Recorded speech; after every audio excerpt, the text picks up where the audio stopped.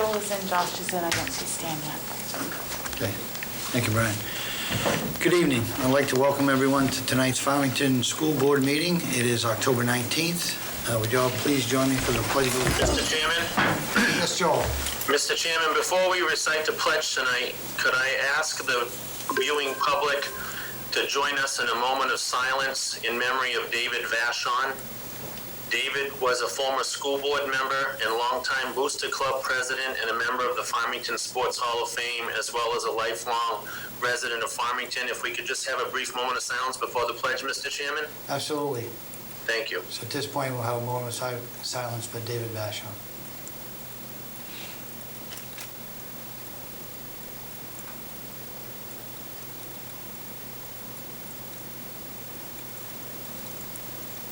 Thank you, Mr. Chairman. Thank you, Joel, for bringing it up. So, I'd like to get back to the Pledge of Allegiance. Pledge allegiance to the flag of the United States of America and to the republic for which it stands, one nation, under God, indivisible, with liberty and justice for all. Thank you.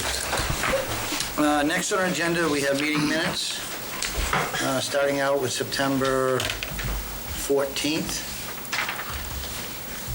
Were you going to move those?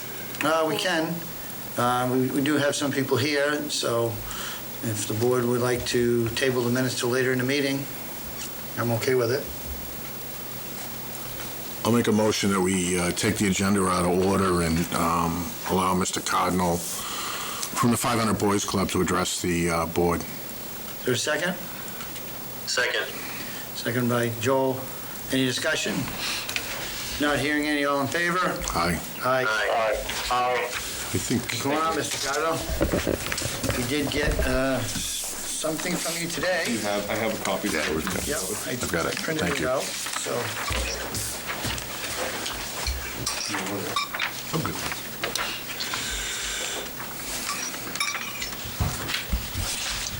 All right, thank you for moving me up in the agenda. Appreciate that. Yeah, I'm KJ Cardinal, Main Street. Yeah, I'm just coming back in. I have a proposal I had set out earlier today, just with more detailed information based on the school policy that was done by the athletic committee and Mr. Larkham. So it pretty much mirrors the school's policy, and it also took in the recommendations that we had discussed last time I was in here. Really most notably being that it's the program will only be for Farmington students and that we will be looking for just Saturdays.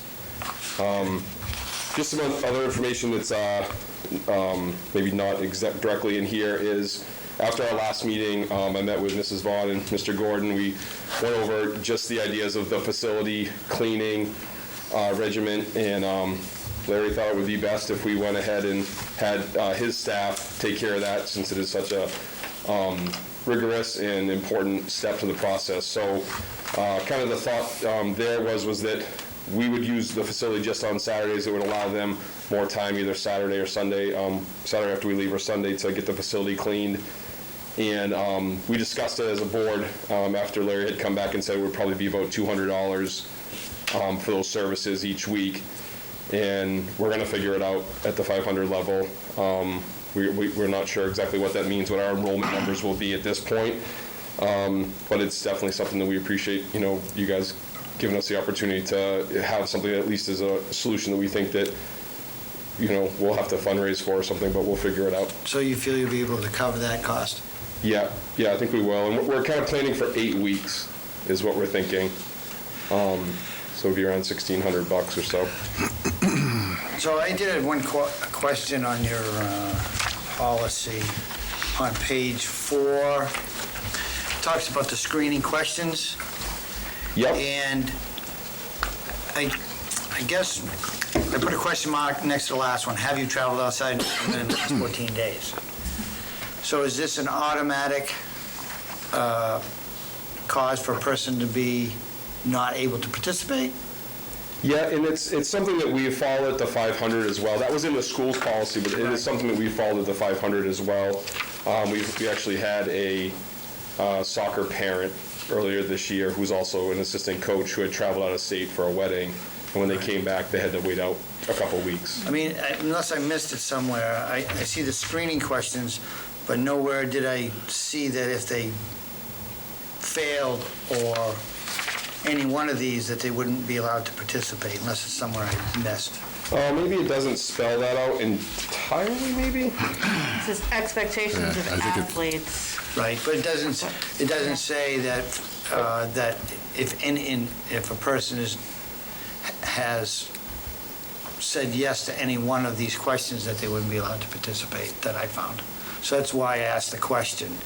Yeah, I mean, all of those, yeah, I mean, maybe I can add that in when I send it out to the parents, but almost it was assumed, like, if your temperature's over a certain thing, I didn't spell out that what would happen. Right. But yeah, we can definitely put that in And there if as you far want as. to, because somebody, say, well, I only answered, I only had a small headache, so. Yeah, I yeah, we can add No, that and all in the there, other yeah. ones, can I play? I mean, it's so. Yeah, I mean, there's certain things are cut and dry, obviously, I think, as far as easy ways to answer some of those, but I can add that in for when I send it out to Yeah, our that's the parents only with their. question that I had on the policy. Yes. I just have one question, and I appreciate the policy, I appreciate the time that was put into that, because it answers what our needs are. The only thing I wasn't clear on, KJ, is with the spectators. How is the 500 Boys Club going to account for the spectators' names and phone numbers? So if we do have an exposure, DHHS can contact them. Are you guys going to log Yeah, spectators so we're coming going to do in? the same thing that the school does as far as have a screening form that we'll put online that folks can do. I'm actually looking into, we have like an app with the 500 that I'm trying to figure out if we can do that with.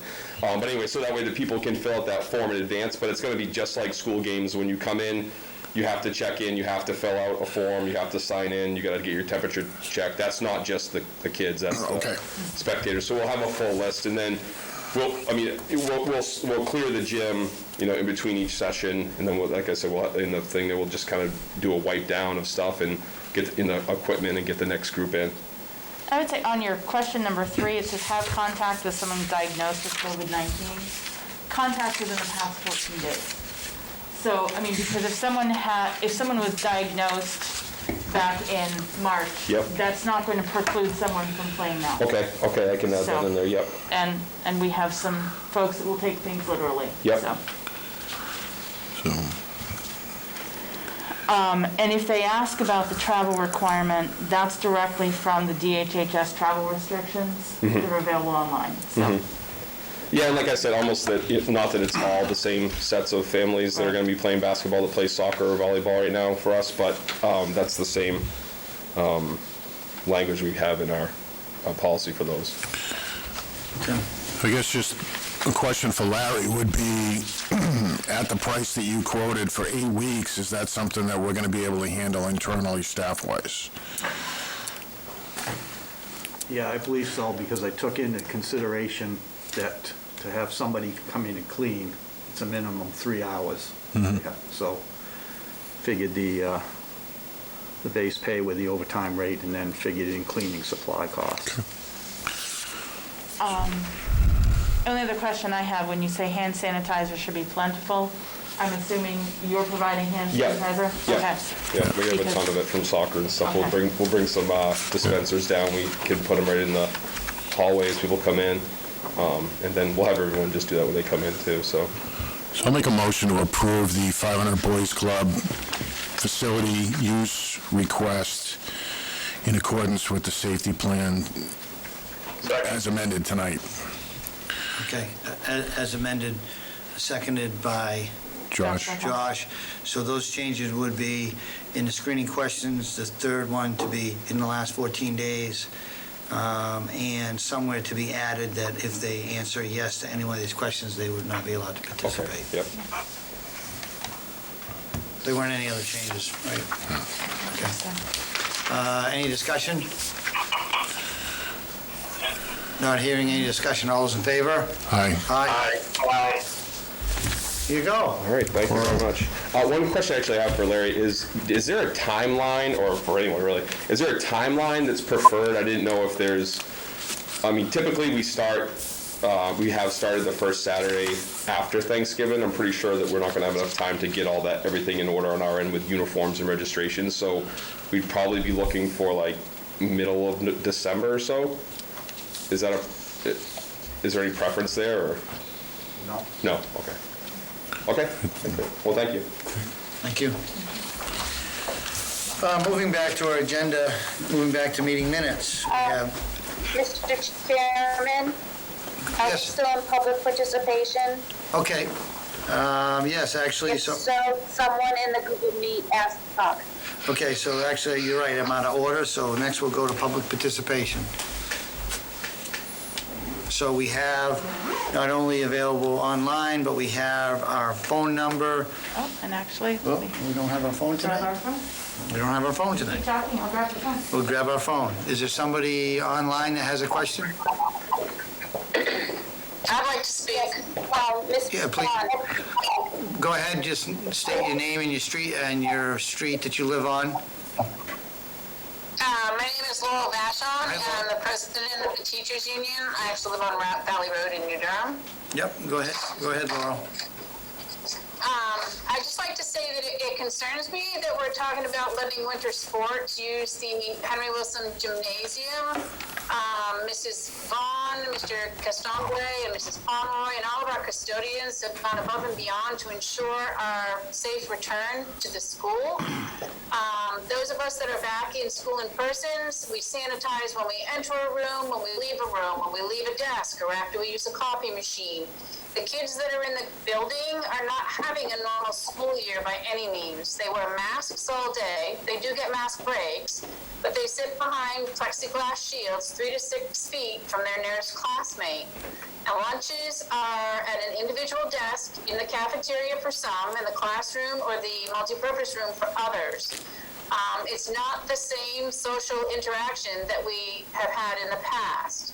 At recess, it's still happening, but you have to maintain a social distance, and if you play ball, we're requiring all the kids that might catch a ball to wear rubber gloves when they're out there.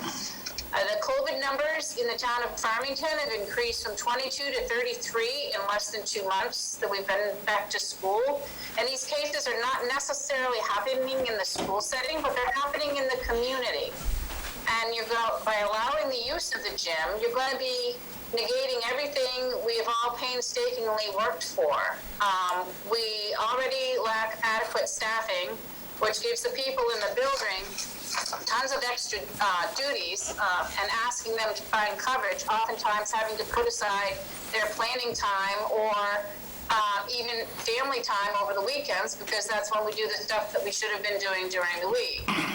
Correcting and planning has been happening every night and at least one full day on the weekends. And, this piece isn't part of the job. We know that normal correcting and stuff like that is, but it's like crazy. The remote teaching, while also teaching students in the classroom, is providing a huge challenge as well for teachers in the building. It's necessary to have people physically present, and the fact that there are a ton of staff out it's wearing on the teachers that are there.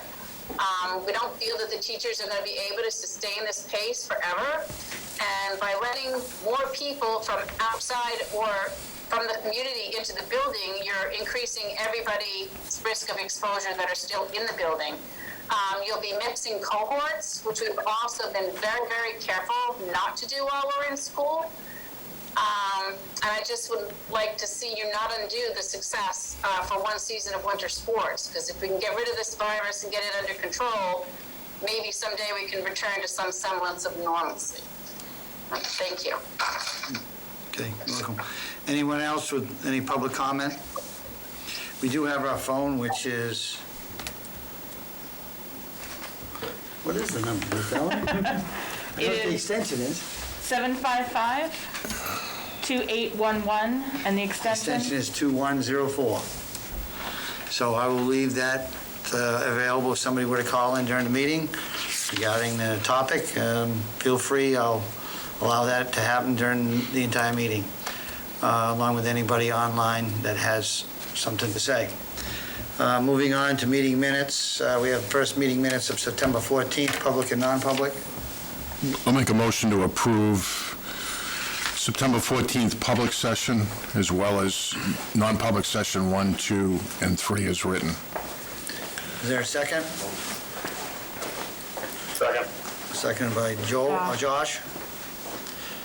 Any discussion? Not hearing any, all in favor? Aye. Aye.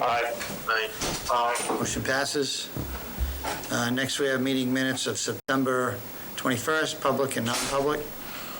I'll make a motion to accept the September 21st public session, along with non-public session 1, 2, 3, 4, and 5 as written. Do we have a second? Second. Seconded by Josh. All those in favor? Aye. Aye. Aye. Last, we have meeting minutes from September 28th, public and non-public. Again, I'll make a motion to approve the September 28th public session, along with non-public session 1, 2, 3, and 4 as written, and reaffirm our seal in non-public session 2. Do we have a second? Seconded by Josh. All those in favor? Aye. Aye. I will abstain, Mr. Chairman, as I was not present. Okay, so we have 3. I'm going to abstain as well. Okay. 2 abstentions and 3 ayes. Moving along, next we have reports from principals. Starting off with, Mr. Roberts is not with us tonight. okay, and I think Mr. McGurty had asked to go second, if at all possible. okay, so where do you want to start? If we, I guess if there are any questions for Mr. Roberts, I can certainly take those back to that's from him. the high school. Yes. So, might as well start with that. Okay. Anyone have any questions or comments or concerns based upon the report from Paul Roberts, principal? Tim, any? How was the participation for the voter registration? Actually, it was virtually non-existent, very disappointingly. We're going to see if we can get into second time together in the next week or so. Got it, thanks.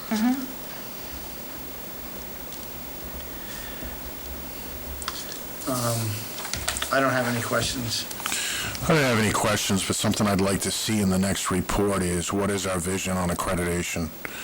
We've had some change in staff that were on the original committee that are no longer with us. Our NEASC visit will be taking place in December. We have our new co-chair this year is Jeff Lovell, who is working with Kaylee Varley, and that is moving forward. We can certainly give you an update on where that is. Yeah, I guess my concern at the high school level is we had a self-assessment done that indicated a lot of problems. Yep. So yeah, we have a visit in December, but what has, and I know he's swamming in work because he's a new principal at the high school, but what are we doing to address those concerns that were addressed in the self-assessment? Is kind of what I'm looking for, direction from Mr. Roberts on. Yeah, I mean, I also read that report, and there was a lot of, I'm trying to think of the exact term that was used, as far as some of them where there was either not started or no evidence of. Can't remember the exact term, but it seemed like we certainly had quite a bit of work to do. And I guess I would share with where do we stand as far as addressing some of these deficiencies to be ready for those audits. Because if we haven't addressed those deficiencies aggressively, which is what it would take from reading the report, then we may not be successful. Understood. And if he needs more than the next meeting, that's fine, but I'd like to get that process back on the table. Should we set that for the second? Yeah, I think we should have an update, Okay. keep it on the agenda.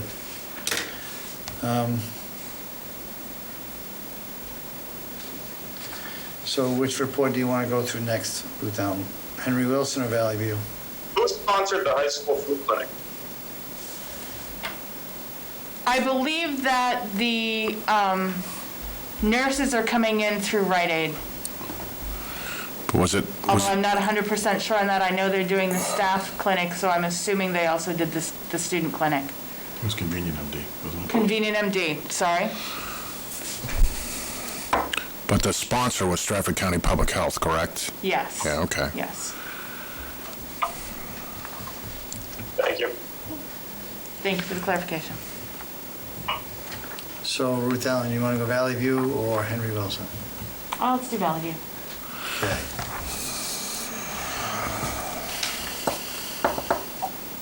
Mr. McGurty. Good evening. Blake McGurty here from Valley View. Hi, Blake. The Valley View community continues to work together, including faculty, staff, students, and parents, to create a positive experience for all that are involved within the community. I'd like to thank the Farmington Women's Club for their generous donation of student dictionaries for all of the third grade students, both in person and remote. It's organizations like these, including the Women's Club, that make Farmington such a special community to be a part of. We will be welcoming the Frisbee Smiles program to Valley View next week. They'll be coming in on the 26th and 27th for in-person students in grades 1 through 3. And then they'll also be joining our remote students in grades 1 through 3 on the 28th. And this will give the kids an opportunity to learn more about dental health and how to maintain a healthy smile while at our wonderful school. We'll be holding our annual student flu clinic at Valley View this Friday. And now more than ever, it's important that we are as preventative as possible when it comes to our self-care. We are still accepting forms for this clinic, so if you would like your child to have their flu shot, please turn your information in as soon as possible. On Wednesday, November 4th, we will be holding our Picture Day through Geskis, and paperwork went home today, and Geskis has ensured us that they've altered their procedures so that they're taking into account all of the COVID restrictions that we have in place. And they're also going to be holding a separate time for our remote students to come into our multi-purpose room to have their pictures taken as well. And I know those teachers have reached out to those students' parents. While things have gone very well, and I will say also our COVID screeners have been coming in quite regularly, so thank you for that. But while things have been going very well in terms of our educational experiences and following all of the COVID procedures and policies that we put in place since the start of the school year, there are some concerns we are beginning to face on a pretty consistent basis, and the major concerns that we've begun mounting include a lack of substitutes, and this issue has made it very difficult to maintain cohorts the way we would like to. Other staffing issues that we're dealing with are a lack of paraeducators, which have had us struggle to meet all of our IEP requirements. And it's also contributed to our troubles with maintaining cohorts. And I know myself and a couple other folks at the administrative level at the school have been in multiple classrooms trying to make up for coverage issues because of the lack of support that we have. As a whole, I think we've done well with what we were tasked to do just a couple weeks before school began. And I can't emphasize enough that our lack of staffing is going to make our current situation very challenging as the cold and flu season approaches. Thank you very much for your time, and hope you guys have a good night. So Blake, I got a couple questions for you. Yeah. On your para-educators, if you were to put a number on it, how many additional would you need? Right now, I believe 2 would be ideal. And I will say, part of the reason when we started the school year, we were in pretty good shape. But because we've had some students that were remote come into the building, that's placed some additional challenges on us. But 2 paraeducators, I would say, would put us in good shape. Now, along with the substitutes, I guess the question for Ruth Ellen is, what are the requirements for these positions if somebody was watching this from the community and said, maybe I can assist? What would be the requirements for somebody to qualify as a paraeducator or a substitute teacher? For paraeducator, we require either 45 hours of college experience or for credit hours or an associate's degree. And that's to have the Para 2 certification that's required by our grant funding. Substitute, we have a scale that includes someone has a high school diploma, there's one price. If you have a college degree, there's a little bit higher. If you have a teaching certificate, it's a little bit higher than that. So, and I know this topic came up in, I believe, the Henry Wilson report also. So does it make sense that we kind of discuss it, and maybe we can get some additional volunteers like we're doing now, or I know we sent out a recent email blast, or was it a notification regarding the part-time positions we had for janitorial? I mean, I think this would be another opportunity for us to try to get out the word to the community that we're looking people to assist with paraprofessionals and substitute teachers. It appears to be an issue that is more severe than normal based upon some of the students being remote, some of the teachers being remote. Right now, I have probably 3 people that I could call as subs, and they Right. can't work every day. So, Right. So I think that we should try to do what advertising we can in the community and any other board, whether it's forum, whether it's Facebook or whatever we have at our disposal, to try to enlist some people that may have considered it in the past, and this may spur them to say, well, they really need somebody. Maybe I can qualify because I have those qualifications. Maybe they might have an associate's, or they might have a high school diploma and have some time available that they'd be interested in subbing.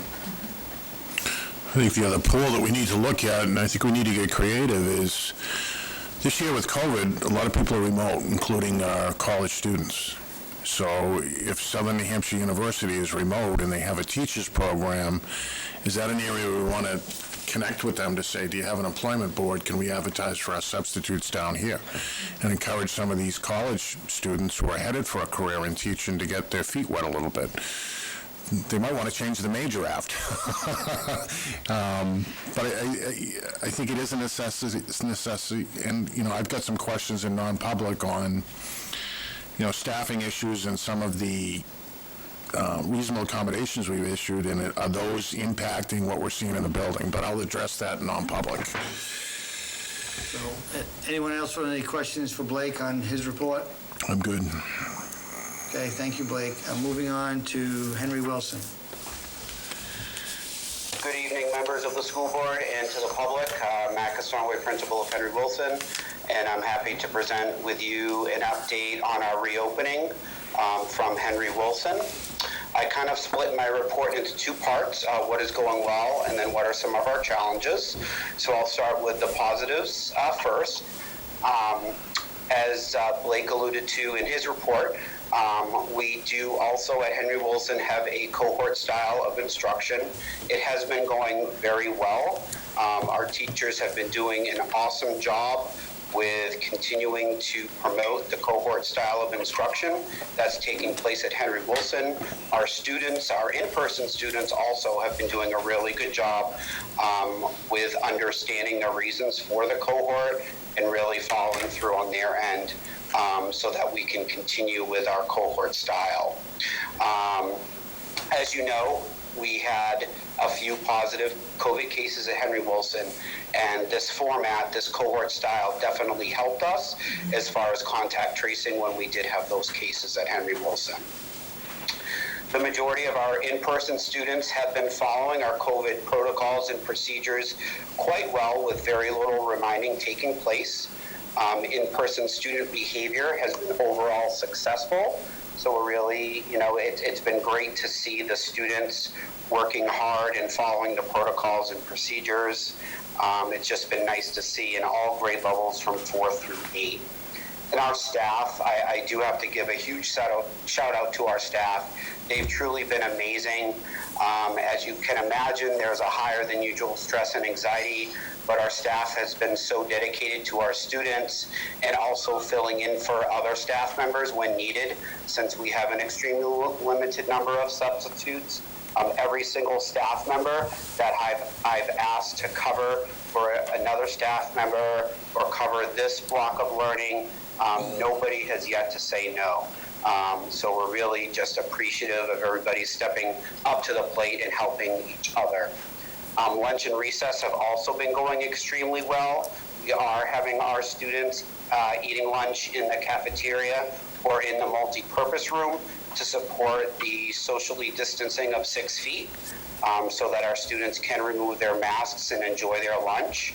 Recess has also been going well. Each of our cohorts has a designated area outside that they are required to stay in, and our students overall, again, have been following that rule, which has been great to see. We're also happy overall with our in-person student attendance. It has been consistently high since the opening of the school year, so that has been great to see. And we have a much smaller number of parents forgetting to do the morning COVID screening. So that has also been really great to see, and allowing our staff members to get to work on their roles and responsibilities earlier than they have been able to at the beginning of the year. So we're really happy and proud of that improvement. Some of our challenges that we're experiencing currently at Henry Wilson, as we've discussed before, classrooms continue to get tighter spacing-wise. We are getting to the point in some of our grade levels that we may need to soon look at reducing the spacing of under 3 feet if there aren't any other options available to us. I know we have discussed putting students in different classrooms, but something that is really challenging as far as that goes is, again, coverage and adult supervision. So that will definitely have to be a upcoming conversation. Again, we continue to have some students return to in-person learning, which is really maximizing our space that we currently do have with our desks 3 feet apart in classrooms. As Blake alluded to and what Mr. King, you were just talking about, we are greatly understaffed. We already do not have all of our paraprofessional positions filled at Henry Wilson. We're down at approximately 3. And also with some of our staff members working remotely, we consistently experience staffing shortages. As I mentioned, our staff has been great in filling in for each other when needed, but when we get to a day where more than just a few staff members are out on the same day, we will not have enough coverage and supervision for our students. So that's something that we have been looking on and discussing, what are our options when we do get to that day where we don't have enough coverage for supervision with our students. We do unfortunately have attendance issues with many of our remote by choice students. We have many students already with an extremely high number of absences. We also have many students who choose to attend some of their classes, but not all of their classes. So they may appear for their first 2 classes in the day, and then we don't see them for class 3 and 4, and then we see them again later in the day.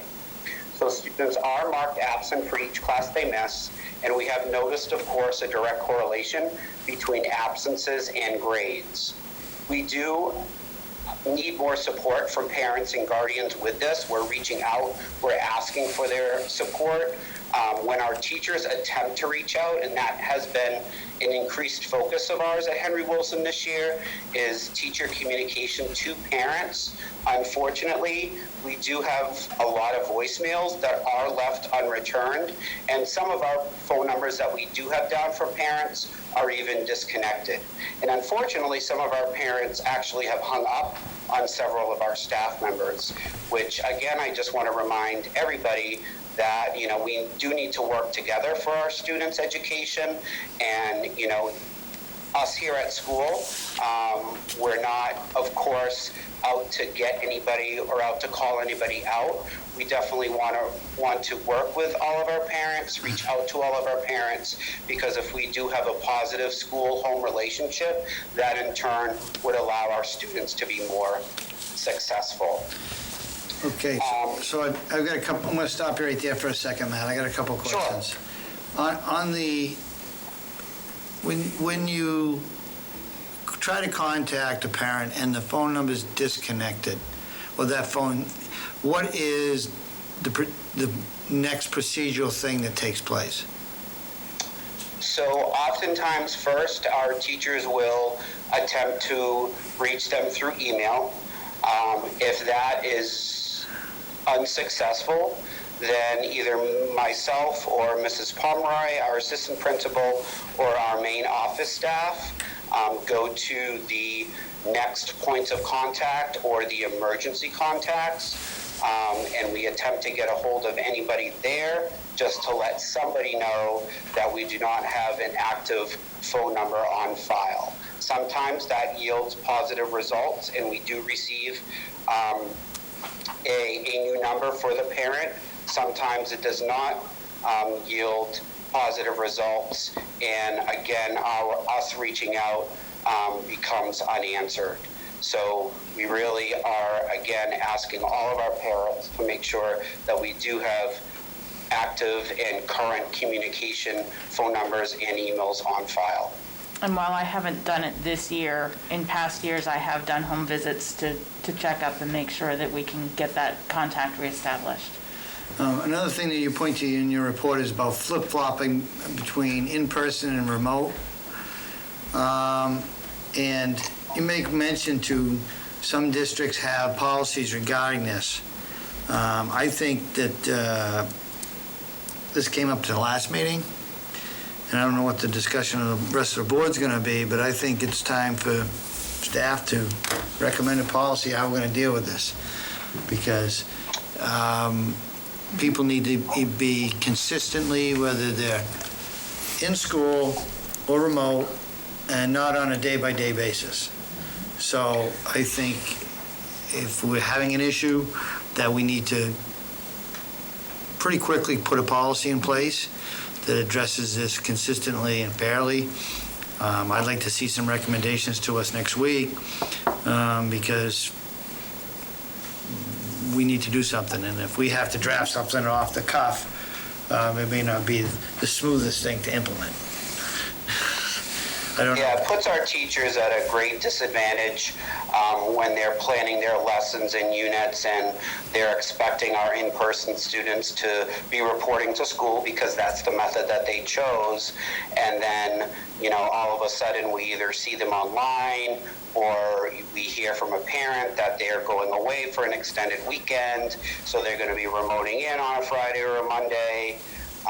Or sometimes where we're not provided with any reason, we're just told that the student is remoting in instead of coming to school. So I appreciate, your support in that.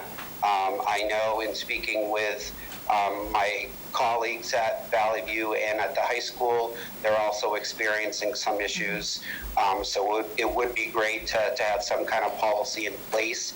I've reached out to a lot of my principal colleagues in the state, and they're also reporting that this is an issue. Some districts have adopted a policy, others are looking at adopting a policy. So we definitely would really appreciate the support in that. And I've reached out to several superintendents. We're looking at, sharing some language. One thing that I do want to make sure is in place, and that families understand, if a student has been in person but needs to be out for an extended period of time because of, waiting for a test, because of symptoms, because either is quarantined or someone in the household is quarantined, we're going to work with you on that. We don't want you to come in and because you feel you can't be remote, so you're going to risk exposing others. Please let us know, and we will work with you. It's when it's for a matter of convenience, because not all of our classrooms are set up to be remote, and because right now we have limited resources as we're waiting for things to come in, we have to pivot on a dime if things shift day by day. So if we know what to expect, it's a whole lot easier to make sure that that experience is smooth for everybody. Tim? I just want to add that, I agree with the principals. We need policy. That's our roadmap on how we operate. Within that policy, I'd like to define what our expectations are, but also leave an exception that can be granted by the building principal. The reason being, and what my vision is if we have a student that has an appendicitis and they're in the hospital for 2 weeks, we may want to take that student remote. But if it's not defined in the policy, then we shouldn't be doing it. So I get what Matt and the other principals are saying. I agree with what they're saying. But I think we need to define it out and give the building principals a roadmap or guidance so that we can be the bad guy. And also the parents saying, this is what's allowed, this is what's acceptable, and exceptions can be made, but this is not the intent for students to be able to come and go as they see fit for reasons that are not urgent or necessary, because we are having trouble staffing all those scenarios. Right. We'll have that for you next week. Very good. The other thing that is in Matt's, your report, is talks about the Wi-Fi service. So I know this was in your last report also. So I guess this question is for Ruth Ellen. What steps have we put in place to resolve this, or what steps do we need to put in place to resolve this? And is this just in this building specific, or do we also have this in a high school? I think it's twofold.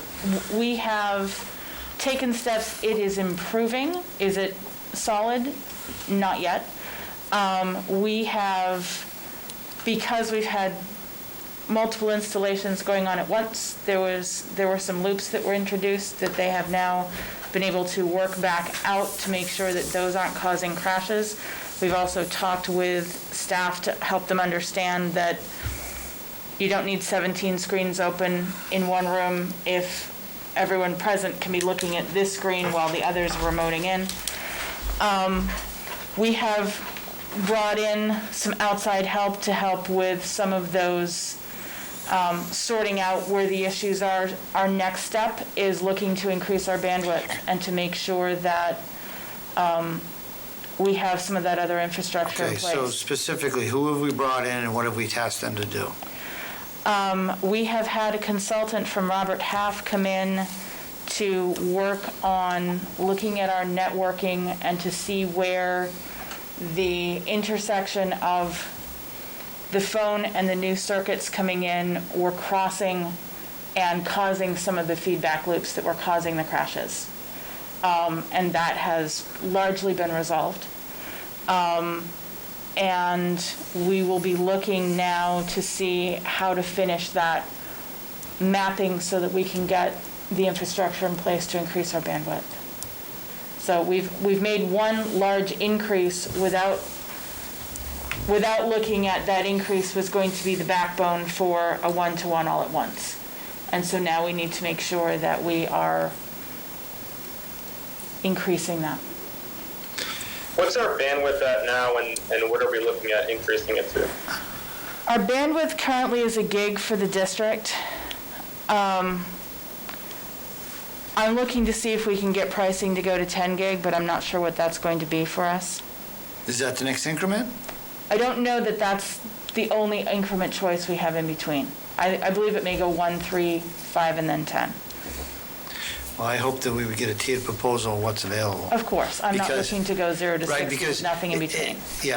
I mean, need maybe 3 or 5 and not 10, and depending on what that infrastructure requirement be, there may be a large, say, initial cost to get to that. It may not be. Certainly understood. I'm looking to get the full picture so that we know not only what's possible now, but what we might need to budget for moving forward. And when are we going to have that estimate regarding the upgrade?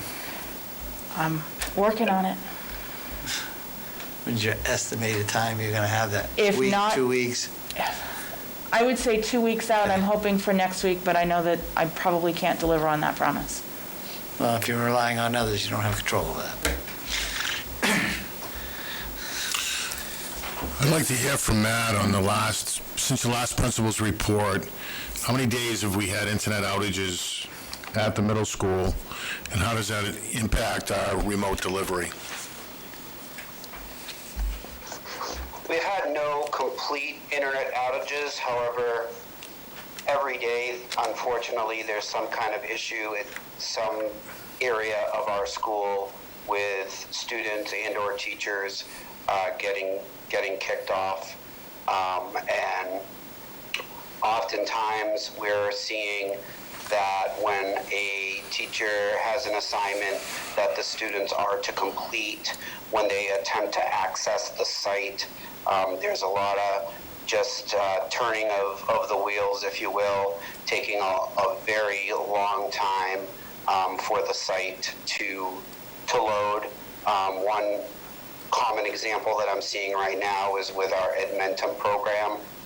I finally told my 8th grade teachers to just stop trying to get the kiddos on there because the load time and the lag time was very long, and of course that's when you start seeing the students getting impatient, the teachers getting impatient, and class time wasted. So it's, it comes and goes, but unfortunately each day there's at least some issue somewhere in the school. And as Mrs. Vaughn said, we've been really trying to minimize the number of screens open to Google Meet, for example. So as she said, we don't have 15 screens in the same classroom on a Google Meet at the same time when they can just be looking at the smart board. But even, in some classrooms, even doing that, we continue to unfortunately have some issues with students getting bumped out or get that lag time. With that being said, is it your belief from your anecdotal experience that students are receiving a better education when they attend in person than when they attend remotely?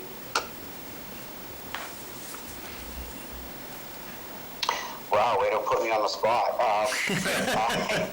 But I'm an educator. I strongly feel that students need to be in school in person. Students need that consistent direct instruction from their teachers. Obviously with the times that we're in, I have complete respect for our families who are choosing to be remote at this time because of COVID-19 and the pandemic. But of course, if we weren't in a pandemic, I would, say that then or say that now, that of course, I strongly believe, as I'm sure all my colleagues would say as well, that, students in person, in school, at school, is a better education, not only for their academics, but also for their social emotional needs as well. Thank you. Tim? I had a question directed towards, I'm seeing Mr. McGurty online and the Vice Principal, Mr. Larkham. Are we having any issues at any other buildings that similar to what Matt is describing? This is Blake McGurty from Valley View. I would say we are having similar issues that Mr. Castonguay described in terms of the internet or the Wi-Fi being spotty. We have many of our teachers hardwired in. It is a little bit different because we don't have as many classrooms with students remoting in as they do at the middle school and high school, because we do have a remote teacher for each grade level. But for those folks that are in the building trying to remote to other people in the building, it has been an issue. The Wi-Fi in the building has been an issue. It's been very spotty. Now, how has it been going with the remote teachers that are doing the remote students? How is that service delivery as far as computer services? How is that? Has that been more stable? Much more stable, yes. Those teachers are able to hardwire in, and then those students are working off of a Wi-Fi network that is their own. Okay. Not the school's Wi-Fi, so that has been more stable. Okay. That's good to know. And Mr. Larkham, if he's online? Yeah, hi, I'm Eric Larkham, Dean of Students at the high school. The Wi-Fi has been spotty in certain areas of our building over the past, month. I'd say in recent times it's improved dramatically in certain areas. But again, it hasn't been a full outage. It's just been certain times kicked off, certain times you can't get on as a teacher. We've limited some of the things, suggestions by the tech department with, maybe not as much tabs open for the students that are in the class to not be, videoing in or whatsoever and utilize one screen. But I think, it's increased a little bit and helped a little bit, but I think there's definitely room for improvement as well. But there has been a dramatic kind of savior to some sections of our buildings that really had struggled all day. So those have been solved a little bit, and we're looking, forward to, as time goes on, that we can find some more solutions as well. So that's a short update in high school. Okay, thanks. Now, Ruth Allen, this contractor that we've hired, Robert, what was it? It's through the Robert Half Company. Robert Half. Half, H-A-L-F, yes. Now, they're dealing specifically with the phone and internet crosstalk? They have come in to help with networking in the past. Yeah. And they came in for one day to help work with tying out where the back traffic was at each of the ports, because it requires looking at each port directly throughout the whole network. Okay. But that's not going to, their services are not going to address the Wi-Fi issue? It addressed a lot, that's a good part of the reason why we were seeing the dramatic improvement here at the high school, because there were some loops that had been introduced in some of the ports as we had other access points going up and the phones happening at the same time. Some things got plugged in with the two installations crossed. And so that part, they went through port by port to make sure that they could get those backed out again so that those were working correctly. Some of the other pieces, and that was a one day. Yeah. That's not an ongoing contract. That's a contracted service. They've come in to help us out. Right, but what line do we pay that out of? Contracted services. Okay. Yep. So I guess what is the next step besides increasing bandwidth to address this in the short term? I mean, the bandwidth might be more of a midterm. I mean, it may not be a long term because we may be able to implement it sooner than later. But what steps are we taking in the next week or two to improve this to a high degree of satisfaction? As we have additional hotspots that are not being used by families that have said they needed help, we have put those in classrooms to make sure that we can get additional boost in those rooms, particularly as we're starting into the SAS interim testing for Henry Wilson, looking to see if we can increase their ability to get on so that you don't have everyone hitting a single access point. It spreads it out a little bit. We're bringing in some other access points. As far as being able to do it building-wide all the time in the next week, not going to be fixed in the next week. We are in the process of seeing how quickly we can get that plan together, though. Okay. At this point, we'll move on to updates. First one on the list is staffing. Yep. And this reiterates a lot of what you've heard from principals. We are having increasing difficulty covering classes and maintaining cohorts. And a lot of this is not just because of the fact that we have people who are remoting in because of needing accommodations, but these are those ongoing things where someone has a doctor's appointment that they can't schedule otherwise. We have had staff members who have had to be out because of needing to be tested. And once you've had a test, you're out until your test results are back. And so with those issues, and certainly we don't want to say, well, you're a necessary person, come on in anyway. We are trying very hard to make sure that we maintain that safety distance. So it has caused us some stretching in some ways that have been,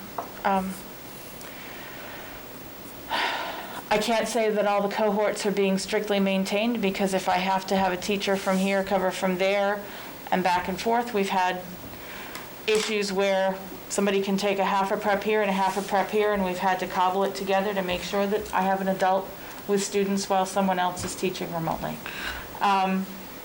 It's been interesting. Tim? But as we're mixing those cohorts, and I saw the note about our executive staff covering classrooms when they have to. If we send a person into a cohort that's not normally there, is every attempt being made for the 6-foot social distancing and the Absolutely. mask? Yes. So we're really not, if we can keep that 6-foot distance and we keep the mask, Right. we're really not interfering with, we're not doing the cohorts the way we want to do it, but we're not interfering with them because they don't meet the guidelines for CDC for the... Actually, when CDC does its contact tracing, they're looking at the 6 feet. The mask and the shield, they don't even Right. use as a mitigating issue. We have gone to the point where we're kind of doing our supervision and maintenance from the doorway, so Yeah. that we are as distanced as possible, but helping to direct. Certainly, we're trying to make sure that Okay. we're limiting the contact between groups. But we really need to get more coverage, and our subs are scarce. And if you are at all interested in subbing, call me, call my line, and I will talk to you about how we can get that expedited. I mean, we need to go out every channel that we can get. Yep, absolutely. You know, whether it's email to all the parents, if they know anybody or they have time available and meet the minimum qualifications, we should have in that email what the minimum qualifications are for the positions that we're looking for, substitute teachers and paras, so that somebody can pass that along, say, well, this is the minimum qualification. So not just saying, ask for the qualifications. It should just go out, whether it's email, Facebook, and Town the town. the town website, if we can solicit Our website, that, so that it does that notification. Yeah, Arthur's been great about sharing that with us. And I'd like to hit some of because that might be, if we're going to get, say we need 5 paras and 5 subs, that's probably where we're going to get them as a community, because the community members are going to step up first to say, hey, otherwise, the school's not going to be able to function well, and I've got a day or two here that maybe I can come out of retirement and come down and sub. Good. And the other issue I want to make sure makes the list is the colleges that are teaching programs, that we might be able to recruit some of those students who are remote. And I know Southern New Hampshire University is all remote right now, so that would be a good opportunity to get a student or two in here that's looking for that for a career. Under holiday travel, just a reminder that DHHS and the state still have travel restrictions in place, and particularly for our employees going out of New England by any means, or those who use public transport, trains, planes, buses within New England. Some districts are considering going remote for 2 weeks following Thanksgiving, and again 2 weeks after the Christmas and winter holidays, so that those travel restrictions for both staff and families are pretty much taken care of in that self-quarantine. Others are staying remote from Thanksgiving through Martin Luther King or Civil Rights Day, because to go 2 weeks remote after Thanksgiving, come back for 7 days, and then be out again was seen as too disruptive. Rochester has just voted that plan. I will be sending reminders out to staff about the need to adhere to travel guidelines over the holidays. I think we should also send it out to parents. Yep, and we'll do that. Because some communities may be doing that, but I am not ready to do that myself. And I think we need to stay the course that we have, and people need to limit their travel to accomplish a common goal. I've done it. I've had some business trips that I should have traveled on, and I haven't. And that's because that would impact my ability to be here. Mm-hmm. And ditto. So I think everybody needs to make the sacrifices so that they're already making sacrifices to limit their exposure, to be in areas where they have the contact, and going on vacation is not consistent with that. Right. So when you're out of the area and potentially not taking precautions, And we have had students that we have had to say, you've been out of the area, we'll see you in 2 weeks. You can be remote during that time if we have to do that. And there are schools that have said, you go on vacation, you come back, you're just absent for the 2 weeks. I'm not looking to necessarily prevent students from being able to access their education, but it is difficult when it's just for family convenience and we have to change. So. It's also an issue for the policy that we were talking about, is how we're going to address that on a case-by-case basis. Some people may need to travel based upon death in the family that's not in this area. There's going to be situations that families are going to face that we're going to have to deal with on a case-by-case basis, and not because somebody just wants to go to spring break. If there's an emergency, that's certainly one thing. Yep.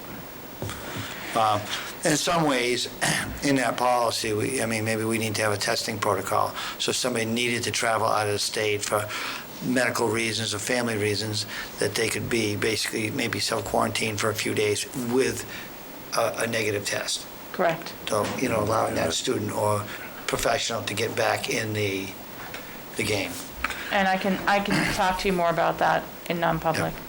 The CDC actually has a protocol on that where it's, New Hampshire, if you're out of New England, you quarantine for 14 days, or there's a testing process that you can do as well. Yep. So.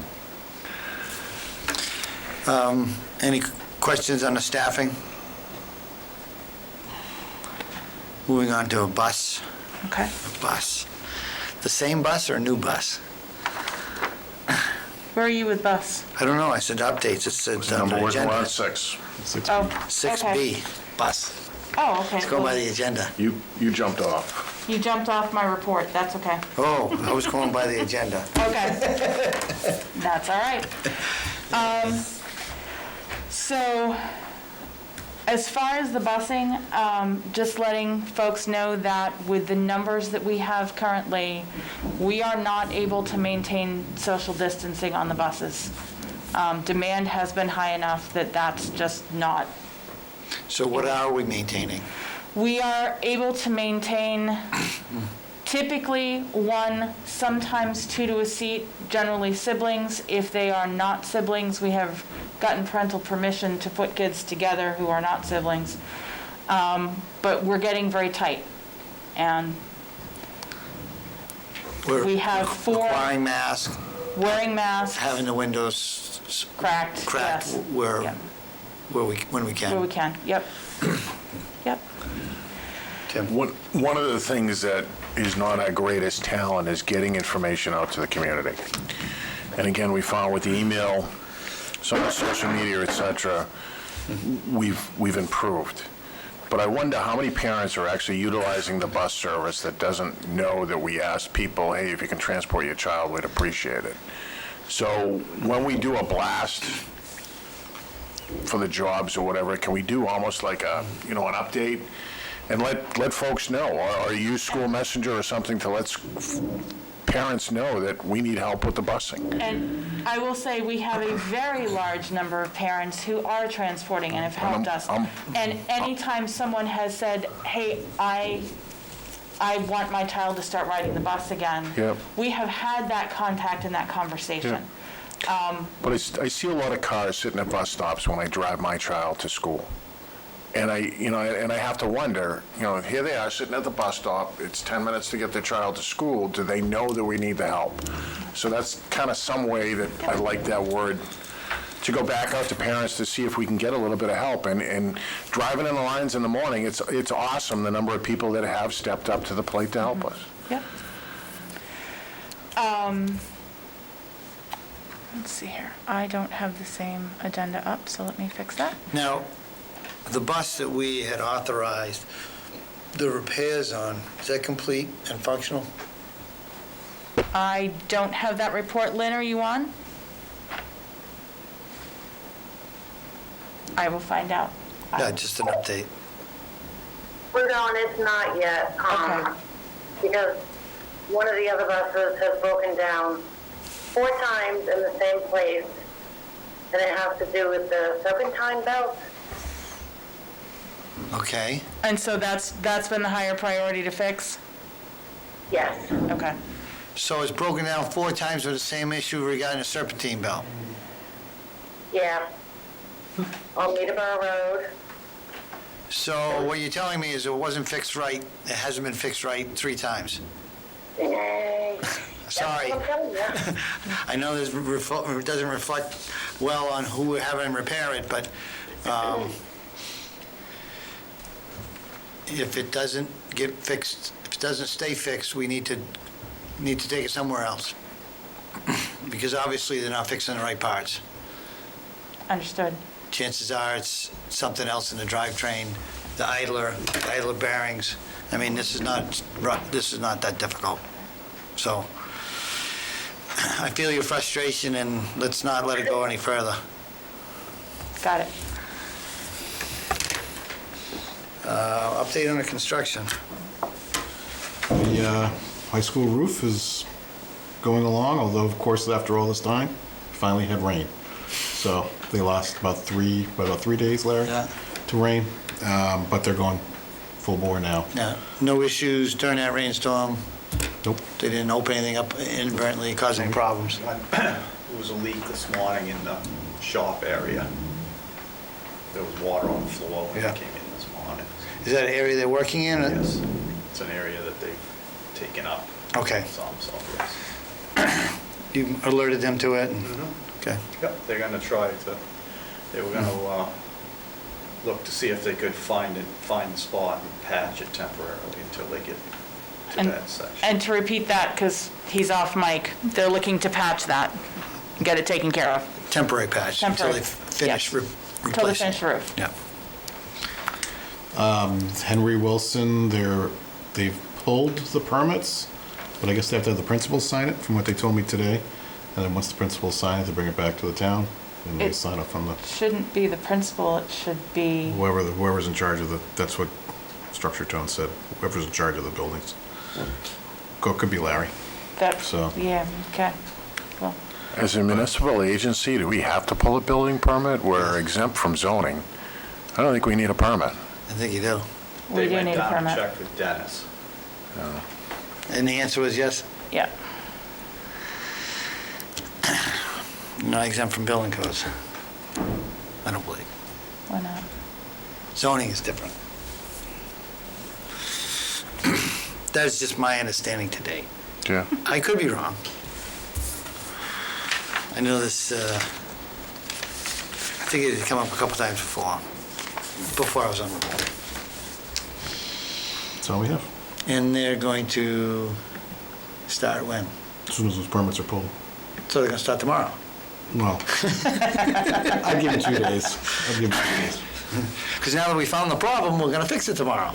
About getting somebody to sign as an authorized signer and getting it down to Dennis. Well, I know the super of the job is coming up tomorrow, according to the head guy, so.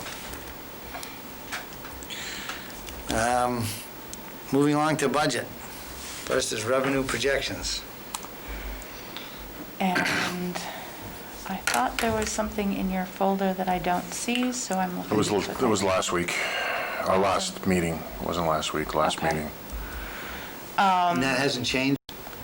The revenue projections that I'm looking at, and I have a chart that I will put in there for you. Is it the same as last week? It is, Okay. pretty much. I can pull it up there. I did reach out to the commissioner regarding additional funding, and in the intervening 2 weeks, we now have additional funding that is being given to us by essentially a very quick and easy formula, roughly $200 per student. It's supposed to be an allocation that will be given to schools. I'm not sure if that will come through the grants portal or if it will be an ACH check like we get with the And how many students do we have? 740, yeah, I'll give you a number in a minute. So just shy of $150,000. Thereabouts.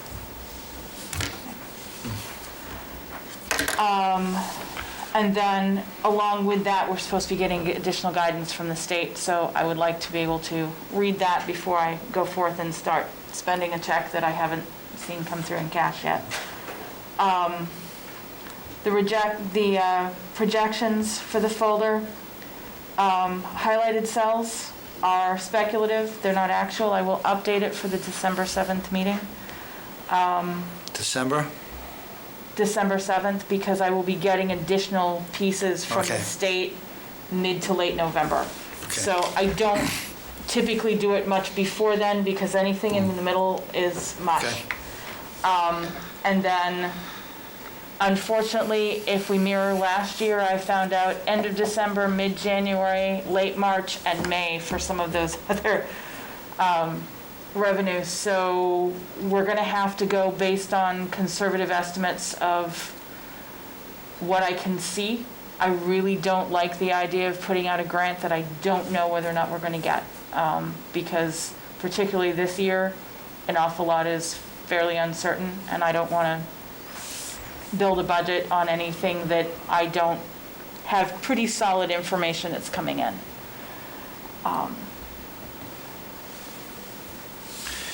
Okay, so looking to have those estimated revenue projections December 7th. Yes, and you will have what I have now for next week along with everything else. So the revenue projections from 12/7, are those going to be the same revenue projections that go to the Budget Committee Thanksgiving weekend? They will see they'll see pretty much what you'll be seeing next week.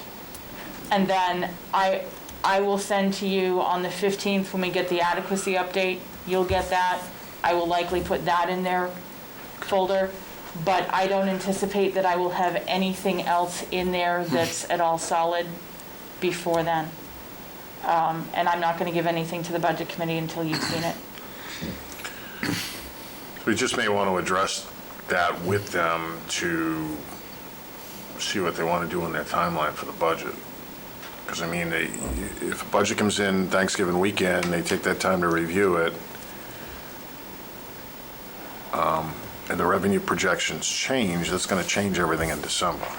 Well, most of the revenue projections that are coming in, I will have adequacy projections. Anything else would be grant. Yeah. And while it would Which aren't much. change the overall Yeah. raise and appropriate, it doesn't change the Fund 10 budget that we're putting forward. Because I can't take from Fund 10 and throw into grants and back. I can pull back from grants and put into Fund 10. But once it's hit our general fund, I can't turn around and put it into a grant that's supplanting. I'm not allowed to do that. So in that, it will impact potential tax rate, but it's not going to do much as far as what we have, other than if we can get the student assistance grant again, that would speak to some staffing positions. Okay, moving next, FEMA funding. So, and FEMA there is in quotes because that's the portion that we We're told, you can spend, you can't spend, you can spend, you can't spend, still can't spend, but now we're getting the $200 per student. Is that going to come through FEMA or is it coming through another? It's not coming through FEMA, it's CARES Act. it's CARES Act? through the CARES Act to replace ostensibly what we aren't able to put into FEMA. And so because we went to the commissioner and governor and said, hey, you told us that we were going to be able to put this here, now we can't, this other money has been released to help offset that. So FEMA's not going to be an option for the schools. This other allocation is supposed to take the place of that. And at least it won't have a 25% match with it. So in that, it's a good thing. I think the way they're doing it now, we actually benefit more than what we could have applied for under the FEMA. So We do. it's a win-win. And without the match. Right. And So- based upon the current CARES funding that we've pretty much allocated, I don't know where we stand with janitorial services that we're going to put in there. There, I have put a couple of proposals into something that we might discuss in non-public. Oh, okay. Where are those proposals? Because I was, They're in the sensitive docs folder, they just went up. If something goes in there prior to the board meeting, can we get flags so that we have time to? It went in at the beginning of the board meeting, Okay. so. Okay, moving along to old business. We dealt with the 500 Boys and Girls Club. Next is NHIAA Open Tournament. I assume somebody's going to speak to this. Eric, that's your cue. Yeah, hi, everybody. Eric Clarkham, Athletic Director. So, speak more on to the NHI tournament. I did get results this afternoon in direction on the Open Tournament. We'd be looking at our volleyball team and our boys soccer. With the Open Tournament, again, when it says Open Tournament, that means everyone got in based on, doesn't matter what happened this past season, that would like to. With the Open Tournament, they have consideration on everything that we've done in the past in the sense of COVID-19 safety procedures and guidelines, with all CDC guidelines, the Governor's Safe Order guidance for amateur youth sports, the NHI reopening sports guidance, and any modifications by rules by the NFHSS, Sports Medicine Committee, and the NHI Council. So what they put out is information on the tournament. So with that, what the committees have decided with the Open Tournament is the first couple rounds would be regional play. So they did separate kind of brackets for regional sections of the state. So if I put in consideration of the volleyball team, right now we're in a bracket with PCA, Newt, Kennett, and ourselves, which we've already faced before. What they're looking to do is we face, obviously, one team that's already bracketed out, so we're slated to face Kennett, who we've already faced. They randomly drew seeds. What that matters is the seed matters is the higher seed gets to host the team, so that dictates travel. With the random draw, we were drawn to go to Kennett. Again, we faced Kennett before. And then the next round would either be a new or PCA if we win. But then the winner of that would win that region, and we would face the next region, which would be the semifinals, which would be either Multboro, who we faced, Belmont, Franklin, and Interlakes. That's the next region that we would face one of their winners if we continue on. And again, this whole thing with these regions, they're considering just all the safe protocols that we are already doing now with pre-screening and temperature checks and all the safety guidelines mandated and recommended. One thing that is, was discussed was when you are hosting, say we are a host team for a playoff game, we have a team coming, NHI recommends that we allow 2 tickets per home and away spectators. Although it's not mandated, they will go by whatever the host rules are dictated, mandated by their district. So that is the flexibility there. That's where we're looking at for the open tournaments, and that's the same mirror image for what soccer's looking like as well. Just kind of, if you envision it, we're really just continuing what we're doing already, and just moving forward. There are some recommendations by the NHAA, but we're still just going to continue our safety protocols as we normally do. So in the questionnaire, or since our last meeting, the answer that I'm hearing is they're not adding any additional safety protocols based upon what we currently do now. Correct. Tim? Wasn't golf on our list of tournaments? What was that? Didn't we have golf listed as our tournaments? Golf is a regular tournament as is, yes. It wasn't part of that survey group. That was only volleyball and soccer, and any other contact sport. Okay. And golf's primary open tournament has already taken place. When did that take place? That was, what was the date, Blake? Eric, sorry? The date was the 15th. How do we have a tournament on the 15th when this board made a motion and a vote to suspend all tournaments until we got our policies in place? So when I brought the surveys to abroad, the golf tournament wasn't into that survey. Again, when the golf season was going on, it continues as is because of the low risk of the sport. That's why it continued. That's it. I guess I'll move my discussion in non-public. So, I get, Joel, you weren't at the last meeting, and we tried to get some additional information, which the additional information we got, you just heard. And I don't know what your thoughts are, because at the last meeting, at least it was my concern, I was considering not participating due to safety concerns.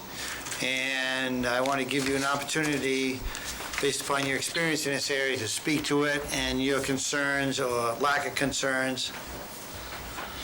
Well, based on how it's being presented, I don't think I have any additional concerns, because it sounds like they're proceeding as we have through the season anyway. It doesn't sound like anything's going to be any different. The only thing that could change is that we may end up playing a team in the third and fourth round, semi and final round, should we advance that far, that we may not have already played. I had one question, Eric. After the first round, you said it was a random draw. After the first round, does it then go back to the home of the higher seed, or is there another draw with who's left? Yeah, so the first round being, when I say, so there's in, say, volleyball, there's 2 rounds in that regional play, and that's already stated because they randomly drew their seed. Once you get done that, then you go against the other region, they're going to randomly draw, who gets a 1 and 2. And 3. Okay. So there's no home of the higher seed then, it established? No, they reestablish it in the semi and final round. Yeah, I mean, the only thing, Charlie, that I could say is, I think the only additional challenge that we haven't already seen and done well with, I guess, is that we may end up playing a couple of teams in the final 2 rounds that we may not have played this season. And if that's a significant concern for the board, we could potentially look at a possibility of, especially with the indoor sport of volleyball, we could potentially look at, if those girls are participating, maybe asking them to go remote learning during those last 2 rounds. And what time frame would that be?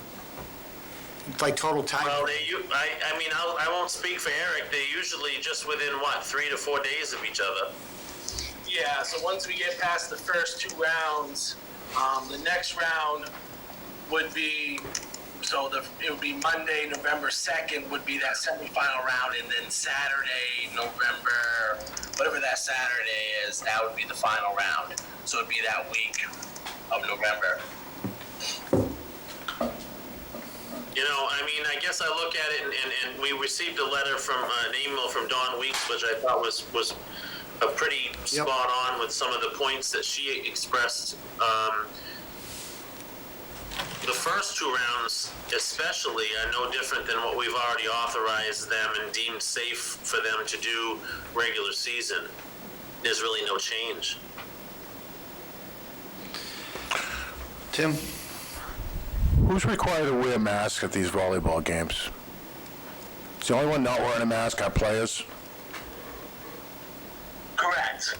Okay. So, spectators and coaches and athletes on the bench are required to wear masks.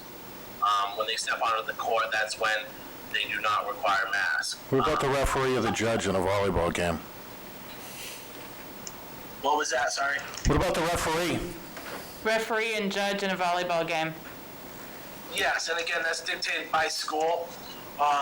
So what does our dictation say? Yes, they do.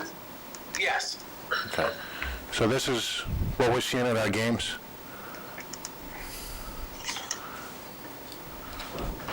What was that? I've got glasses on, I can see it.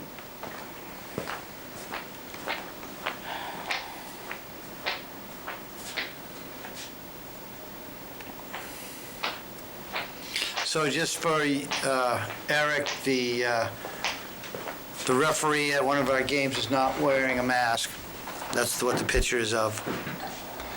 I don't know if Tim has any additional information. Is this an isolated incident or the practice of the referees? It's the only one I've seen, but it was a Henry Wilson game, and I just got a problem with setting policy and not having policy followed.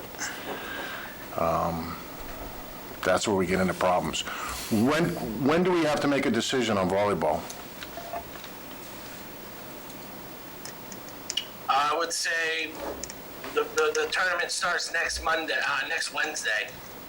So when When you will say we... next, like 2 days from now or a week from now? The following. So when would we be going to the later rounds if we were successful, where we would be adding some additional That'd be November exposure? 2nd. November? November 2nd and November 8th are the last two. It's November 7th are the last two rounds.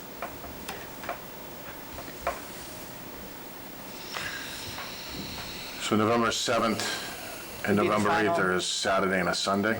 The 2nd, which is Monday night, and the Okay. 7th, which is Saturday. And we have the cleaning covered for both? We don't know that we will be in either round. Okay. But if we are we prepared to have the facility on Monday night?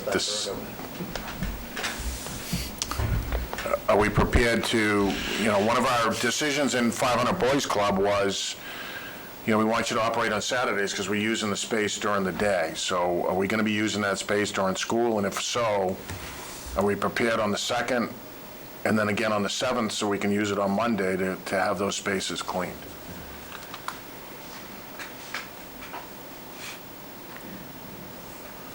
I would say the answer is no. Did you ask, so are you saying, are we prepared for like cleaning down that Monday and Saturday, be able to do both those games, host them? Is that what you're asking, Tim?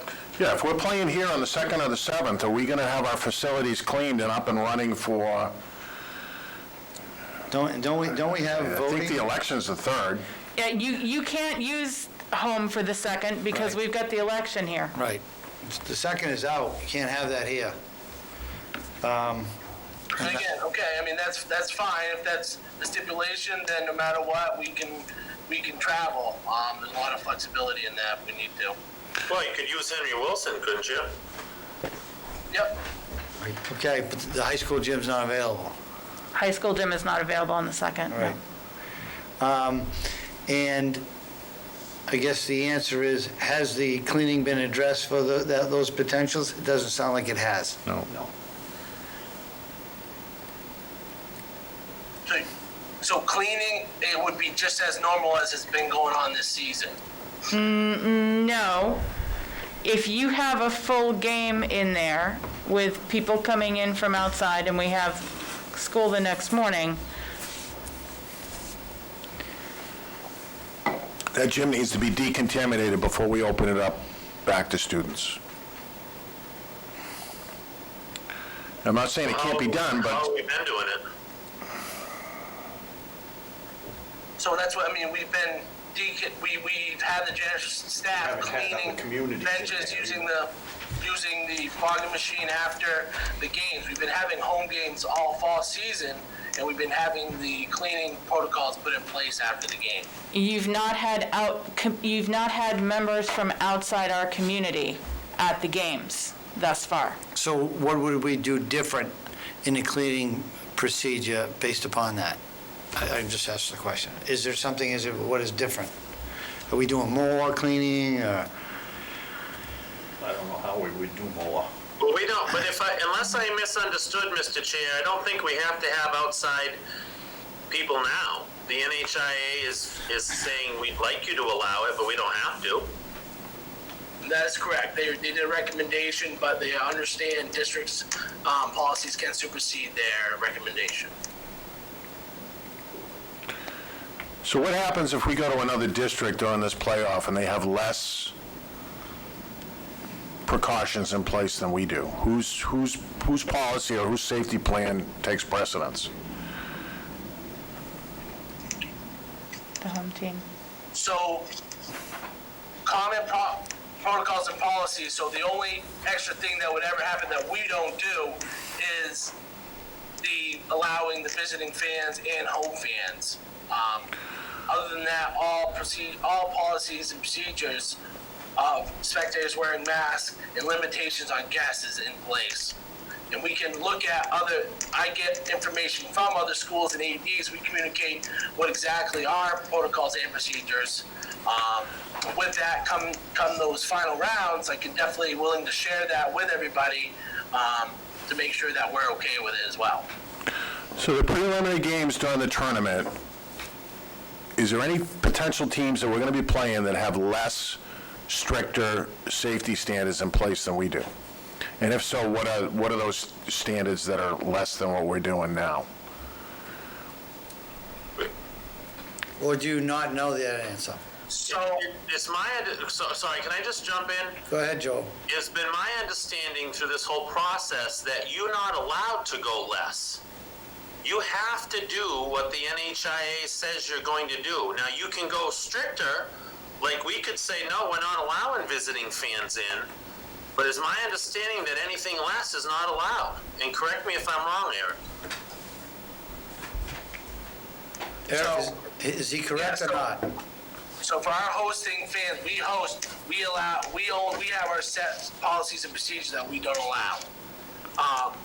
We've gone to a soccer game, we don't allow visiting fans at a soccer game, but when we go to some schools, they do allow visiting fans with certain policies and procedures that they put in place. No, Eric, the question is from Joel, is the NHIAA guidelines, are those the minimum that all participating districts have to follow? Yes. And again, they're all dictated by those CDC and the governor's safer at home guidance of amateur and youth sports. And so right now, the area in which we are more strict than others you have run into so far this season is in regard to allowing visiting fans to attend games. Is that correct? Yes. So is there a number of those fans, like the number 2 seems to be a common number? Does the number of fans allowed from the other team exceed 2? So far, I've talked to Kennett and they have allowed 4 visiting home fans. That's the number that I've seen the most. A lot of them have done the 2 like we have, but we haven't done visiting, we just do the home. But they have allowed 2 for the visiting as well. So NHIAA does not put a maximum on visiting fans? No, they go by the amateur sports when they look at capacity in the indoor sports of reducing by 50%. Okay, so NHIAA will allow up to 50% capacity, period. Correct. So in the volleyball, we're talking how many students, like say if this board said to allow this, we're going to require self-quarantining in the later rounds if they make it. How many students would that be affecting and for what time? So the varsity level, we currently have 9, potentially maybe 10 for the playoff for having extra boost the rosters. But that's what we're looking at for our home for our team. And 6 of those are seniors, Eric? How many are Yes. seniors? 6? Okay. And then for the duration, I would say if they're going to be remote, it would need to be at least the week of the 2nd and the week thereafter. So, Because if they play on the 7th, it right, would be, if you did 2 weeks from the 7th, it would be, the 21st, back to school the 23rd. 23rd, yep, So essentially, it's 3 weeks. yes. They would be 3 weeks from now in that scenario, just because they'd have to be out on the 2nd till the 23rd, and we'd have to be able to address the, if we're hosting, being able to staff as far as, Yeah, we Can't can't, host we that. can't host the 2nd, could possibly do the 7th, unless it's at Henry Wilson. Yeah. either way, we still have staffing needs as far as cleaning.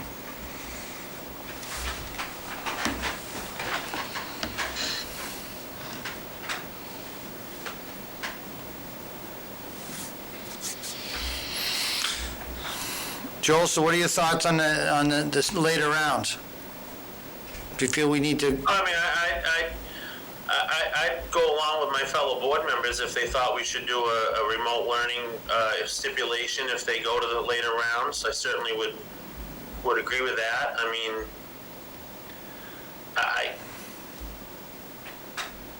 it's, you know, the thing is you don't know until you get there. yeah, I mean, right now, if we've allowed the sports to happen in the early rounds, we are playing the same people that we've been playing, then we Correct. really haven't increased our potential exposure.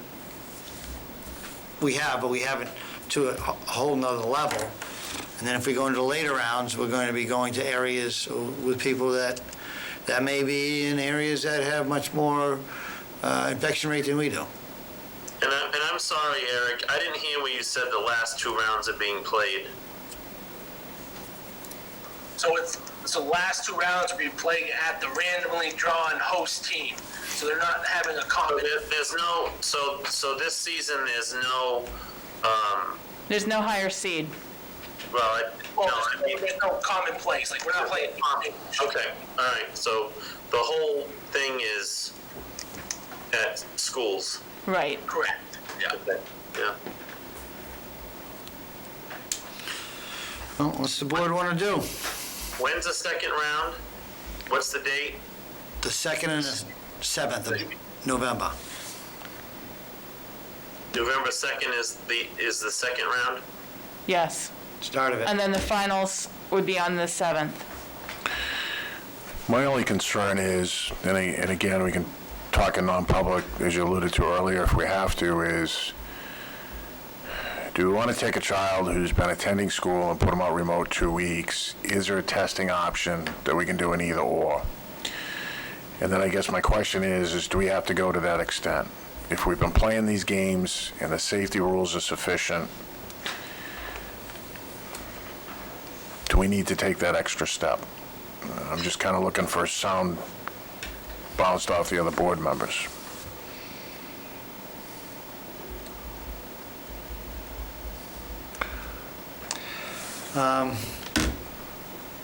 Based upon the number of students, I mean, we could implement a testing at our cost. We could do that. Most of the area, That would force that week to be remote and testing, basically would force it still to be a week and a half remote. would have to be at least because if they were exposed on the 7th, you really need to wait 5 days before a test, 4 to 5 days before a test is going to come back with a true positive. If we're looking at rapid 2 days testing. after the test and 2 days to get the test? Is that how you get into 4 or 5 days? DHHS is recommending that if you've been exposed, that you wait between days 4 and 7 to be tested so that you know that if you're getting a negative, it's likely a true negative as opposed to a false negative because you haven't had an opportunity for the virus to...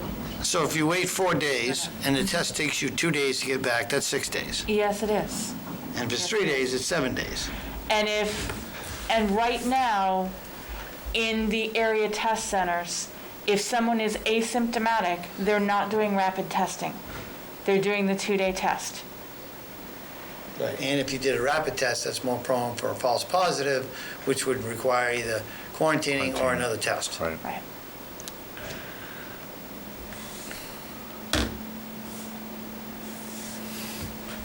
So logistically, the 7th plus 4, it's only going to cut it a few days. Plus 3 is 7 instead of 14. As soon as they could be back, be the 16th versus the 23rd, which is 2 weeks, better than 3 weeks. Or you feel comfortable with the protocols that are put in place by the NHIAA? Or you say no? 3 choices. That's the way I see it. I'm comfortable with the NHIA standards. I'm going to make a motion that we allow the volleyball and soccer teams to permission to participate in the state tournament. Second. Discussion on the motion. Joe, will you take a friendly amendment that they meet the NHI standards, safety standards? Well, they have to. We're a member school, and they've laid them out. Okay, I just pulled a picture out of my pocket where it wasn't happening. Well, that's if you said that was at Henry Wilson, that's a junior high game, and I'm not saying that that's okay.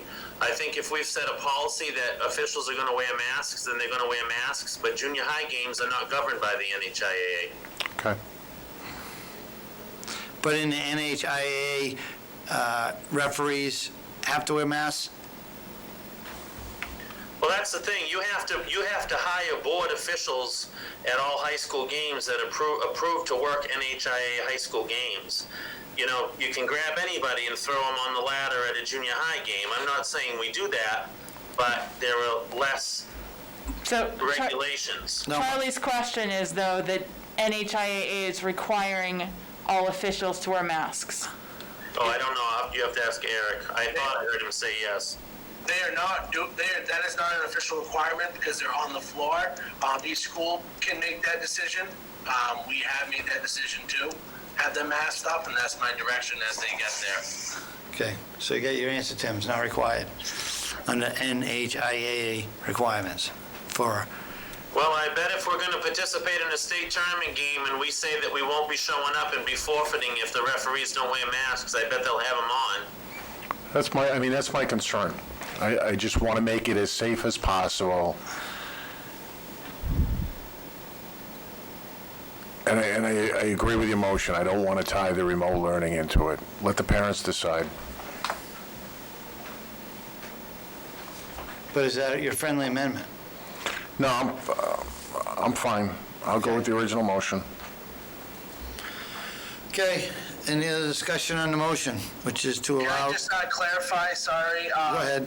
When it comes to, say we do host the game, I just need to, for our direction and board direction, with that recommendation of 2, basically they're allowed, because we do the 2 for home, but they recommended 2 for visiting, are we going to avoid that and stick to our policy? What is our policy? Only 2 for home. We haven't allowed visiting fans at all. I'd like to keep it the same, and if we can get those games broadcast, similar to what we asked 500 Boys Club to do, I'd like to see them broadcast, because obviously somebody from another district's going to want to watch their kid play ball. And we'd need to do it to YouTube because, Yeah. you know, obviously 25 isn't available to everybody. Yep. Any other discussion on the motion? Not hearing. All in favor? Aye. Aye. Aye. Opposed? Stan, are you for or opposed? I voted aye. Oh, sorry, I didn't hear you. Thank you. Motion is unanimous. So I guess that's the follow-up question to Tim. Are we going to be allowing, Tim or to Eric? to Eric, are we going to be allowing in the tournament spectators from other districts in, or we're not?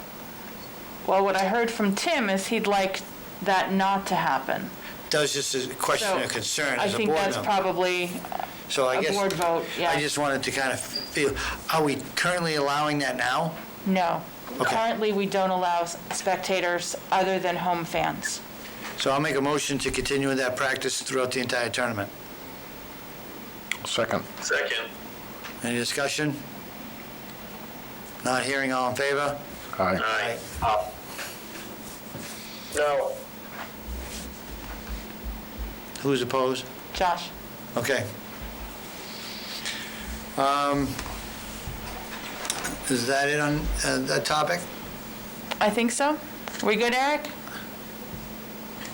Yeah, I mean, I do want to, I just got fed winter athletics. And just let you know, put it out in public, that winter athletics has been put out there by the council that by the NHI. Again, we still have to make a decision as a board and school district, but skills and conditioning may start November 30th. The season's been delayed, so start of practice, which would be typically in November, has been pushed to December 7th as the first day eligible to practice, again, based on our board decision, and the first date of games to be played that are allowed is January 11th. So again, that's a drastic change from the start of the season, because we'd be typically playing games in the second week of December. So that's just some information I want to put out there, that the NHIA Council, it's going to kind of look like what the fall did, with less requirements on, no requirements on games, more of an open tournament. Most likely, I guess, depending on how everything goes, there's a lot of regionalized play. But that's kind of want to put that information out there to think about, and obviously be on another agenda for another meeting to put things, a decision on place eventually. Mr. Chair? Yes, Joel. Eric, when do we have to opt, when's the date by which we have to either opt in or out of the season and inform the NHIA of our intentions? There's been no set date on that with the flexibility of no minimum games. They haven't made a decision whether you decide that, but however, for scheduling purposes, it's going to be important that we make that decision here in the next couple weeks. So we're not behind the ball, and we're kind of on together as everybody. We haven't met as a Division IV AD committee yet. We were going to probably soon after that decision was just made by the council. So we'll probably agree as a D4 committee kind of when we want to kind of have a decision made. But I'm hoping that we have a directive date so we can be all on the same page. Charlie? Tim? Eric, if I may, with winter sports, is there any changes to our sports protocol that would be required based on the type of sport we're playing?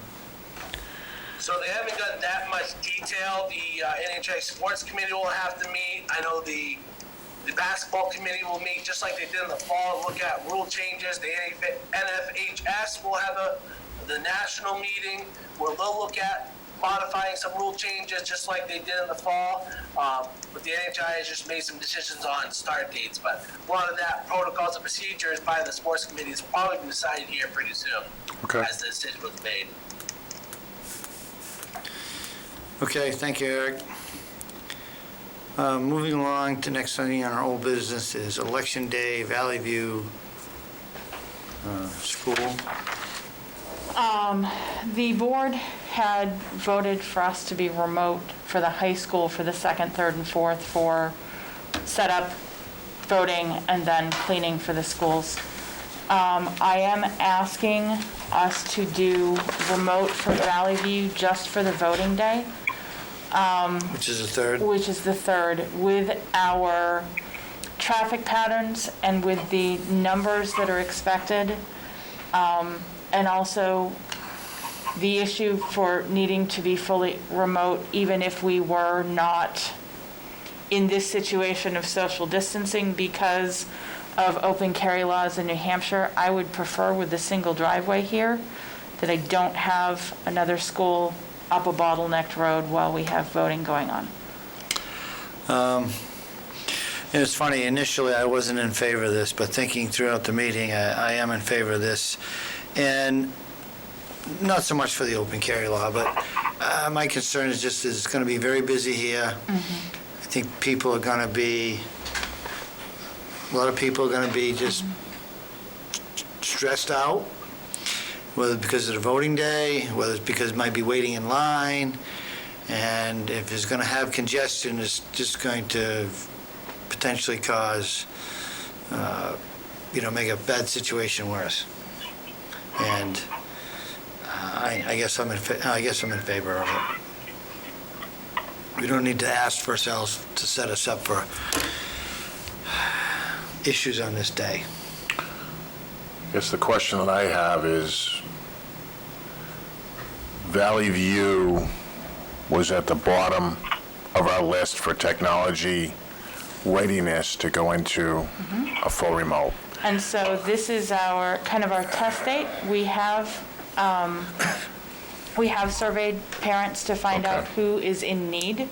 We do have exactly the number of devices to be able to meet those needs at this point. And for one day, we can also look at some hybrid pieces too between paper, analog, and the remote, but to be able to make sure that we have an opportunity to kind of do a dry run before we hit snow days, before we hit other issues. But then too, because of the congestion here, it makes more sense to try to be able to meet the needs in both directions. So where will staff be working from? I'm looking at Valley View? staff coming to Valley View. Yeah.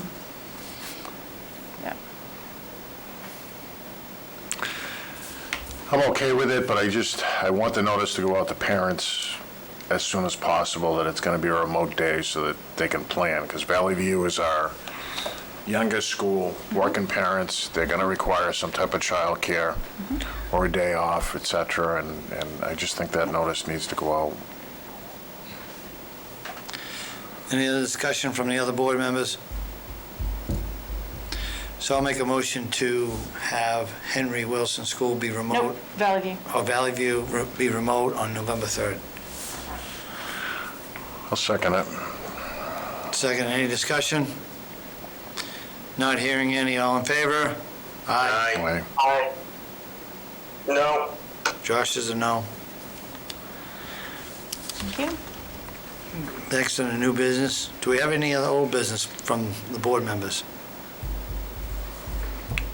I'd like to hear in the old business an update from Larry on our hiring of janitors, how successful that was, or do we have a contract proposal before us, or for a cleaning company? Part-time people? Yeah, how are we doing on getting people in here? And if you don't mind. We have some applications. I've had about 5, I believe. For part-time? Yes, for part-time. Good. Before I contacted anybody, I wanted to bring forward to the board the proposal that we got from the temp company to see which direction we wanted to go. I didn't want to start calling people and make promises to them and then have to call them and say that there'd been a change. Now,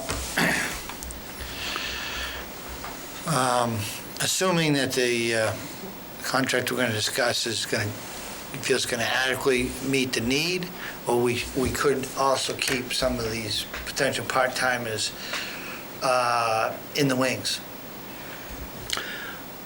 We're going to, And that's where part of where I'd suggested we might want to go to non-public on some of it.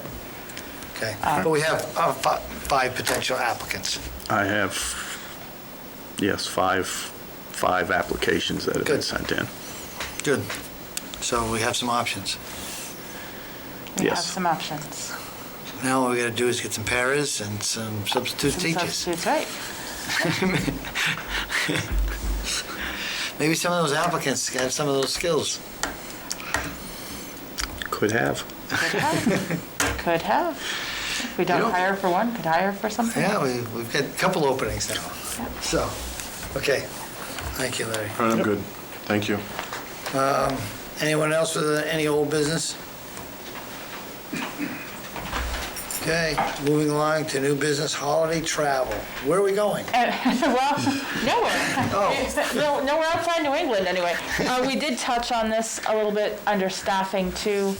But again, reiterating to families, and I'll be putting that out both to staff and families tomorrow as a reminder of the travel restrictions that are in place through DHHS, and that, you know, barring our going remote, and in order to be able to keep us in person, we need people to work with us and limit their travel. Because DHHS has also said, you know, if you are having family coming to you from outside those areas, it's kind of a reverse situation, but you've still been exposed. And so either you need to share your turkeys via Skype, or you need to figure out a way that you're going to help us limit our exposure, because while you may be perfectly fine, someone else may be going home to a grandparent who's compromised. So we want to make sure that we have as much in place that we can to keep as many of our community members strong and healthy. Yep. So.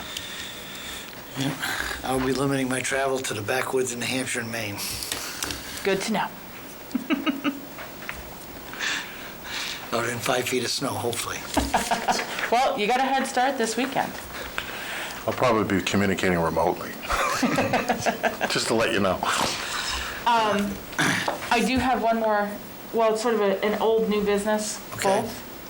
On the strategic design event, kind of an update and to see where we're going right now. I'd like to thank Mr. Brown for working on our contact list. We have a list between what he sent me today and what we have. We're probably looking at roughly 60, because there's some overlap between the two lists. And that doesn't include staff that we're looking for the event. Ideally, we're going to try to get all of the phone calls made through the end of this week into the middle of next with follow-up, so that on November 2nd, we can come to the board and say, okay, here's exactly where we are.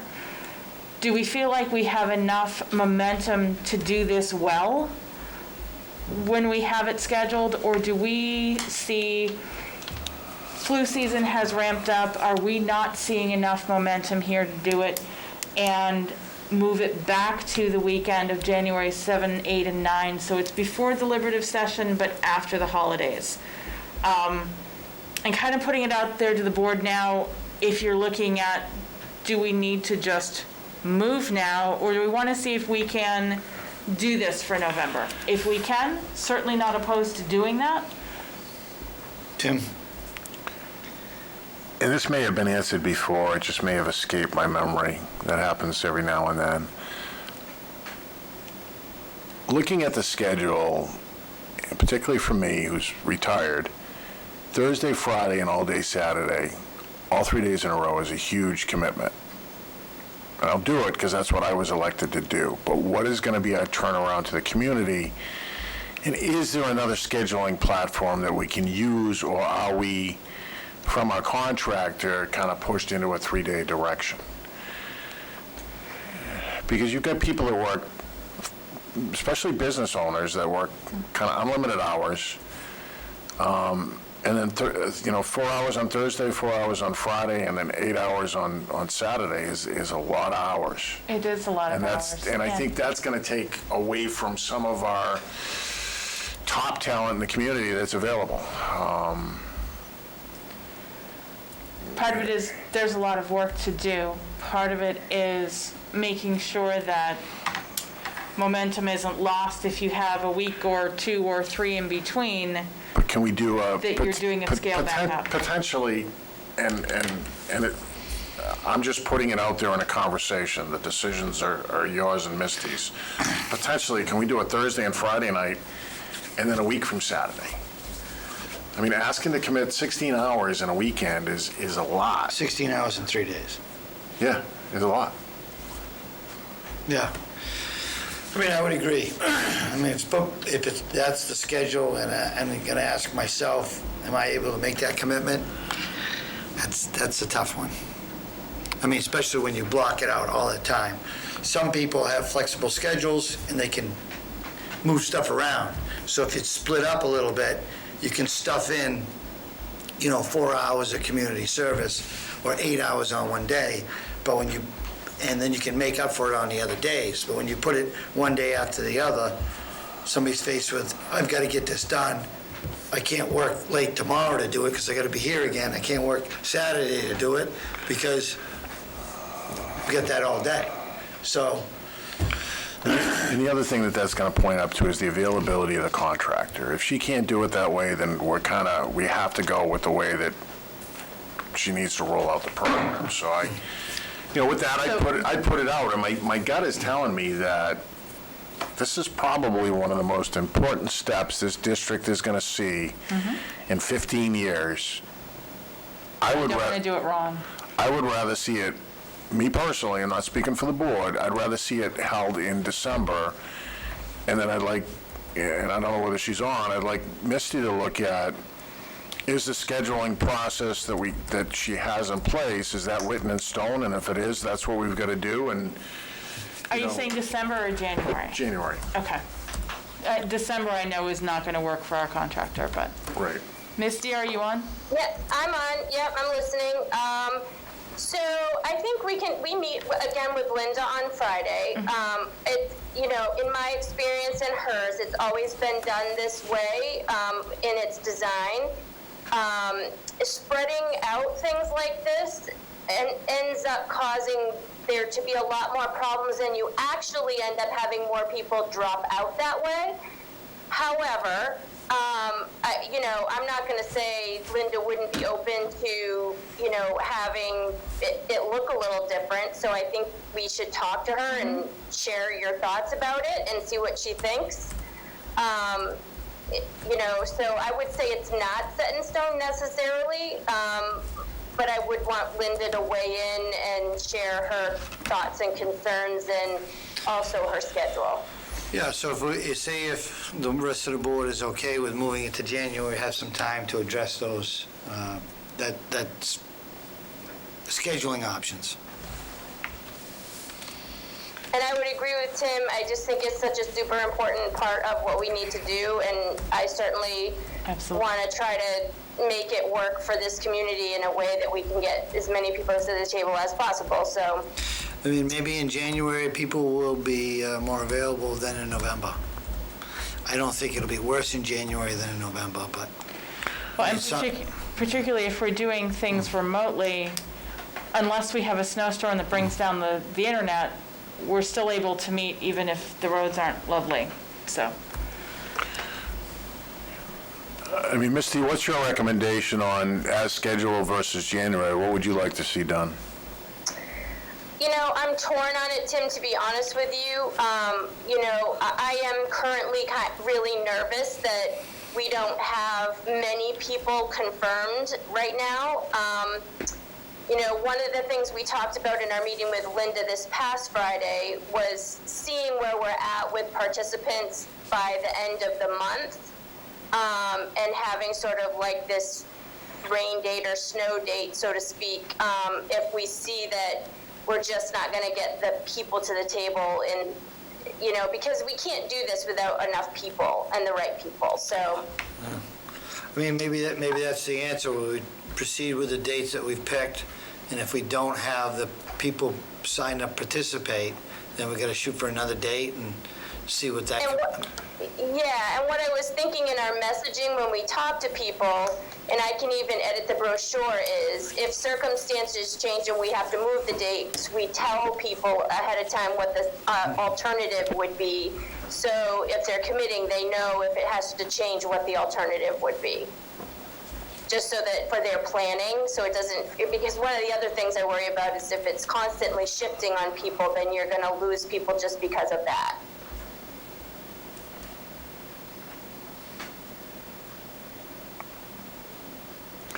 I think it's you guys' decision. It's your program. You're going to talk to the coordinator. But we've got to have the board able to commit to that time as well. And I'm hearing that that is likely to be difficult, and we really need you there. Yeah. I mean, I'll be there, but I'll be honest, it's going to be very difficult scheduling-wise. I'll make it happen, but I don't know. Well, Charlie's smiling. No, Well, and if you guys really feel it's better to move it to January, I'm fine with that too, personally. I mean, I guess I'm just torn because I'm not, I don't want it to keep getting put off and then it not happen at all. That's just one of my worries. I mean, for me, January is worse than November, and November's bad enough, so. I'll be honest with you, in the way that we're living right now, I don't know, Maybe January will be better because things will be more settled and the holidays will be gone and it won't be so close to Thanksgiving. And so, like I said, I'm just torn.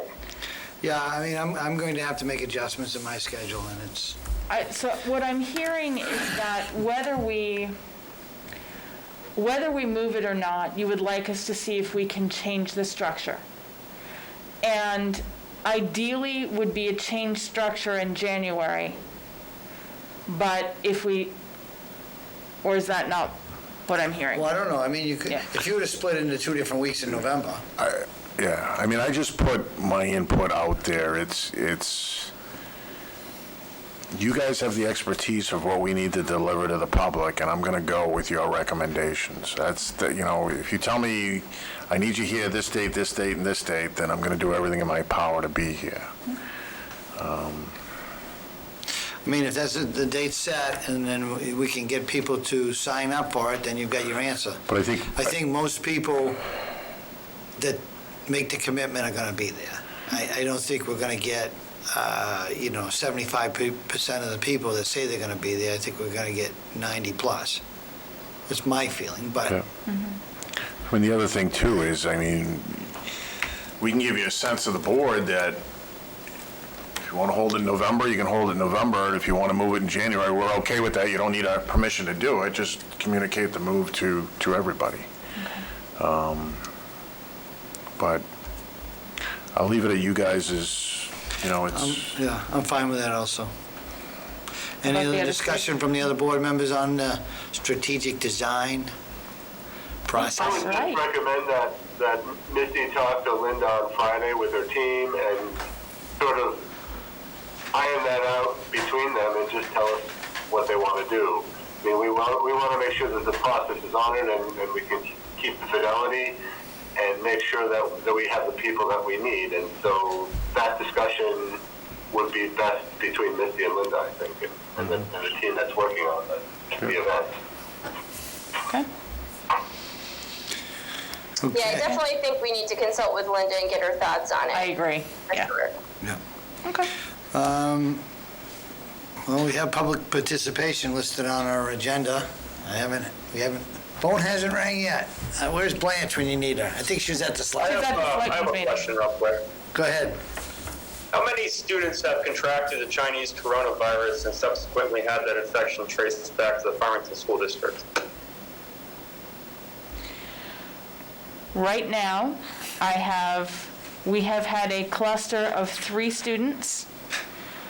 I believe the initial contact with the virus was not on campus, but it was subsequently other students came in contact and did become infected. So I've had 3. But do you feel that, here. did you think that infection happened here or outside in the community? No way. No. Well, that best I can tell is that I had 1 and 2 that were close by did test positive. I can't give you more than that because I don't have, is it possible that serendipitously those 2 happen to pick it up elsewhere? It is possible. Or had contact outside the Or school. had contact, right, that contact picked up somewhere else. We have had other students who have been positive but have not had contact with other students, have been remote, so while they're attached to us, they have not required us to take other measures within their groups. So, I don't know if that fully answers your question, Mr. Whitehouse. And that So no infections of the Chinese coronavirus have been traced back to the district specifically? I can only tell you that DHHS considers the cluster that was here interlinked. That's the best I can tell you. Okay. And would there be an easy way to track the disparity of success between students attending in person and the ones attending remotely? Not easily, because I don't have a strong control group set up on either end of that. Certainly we can look at some broad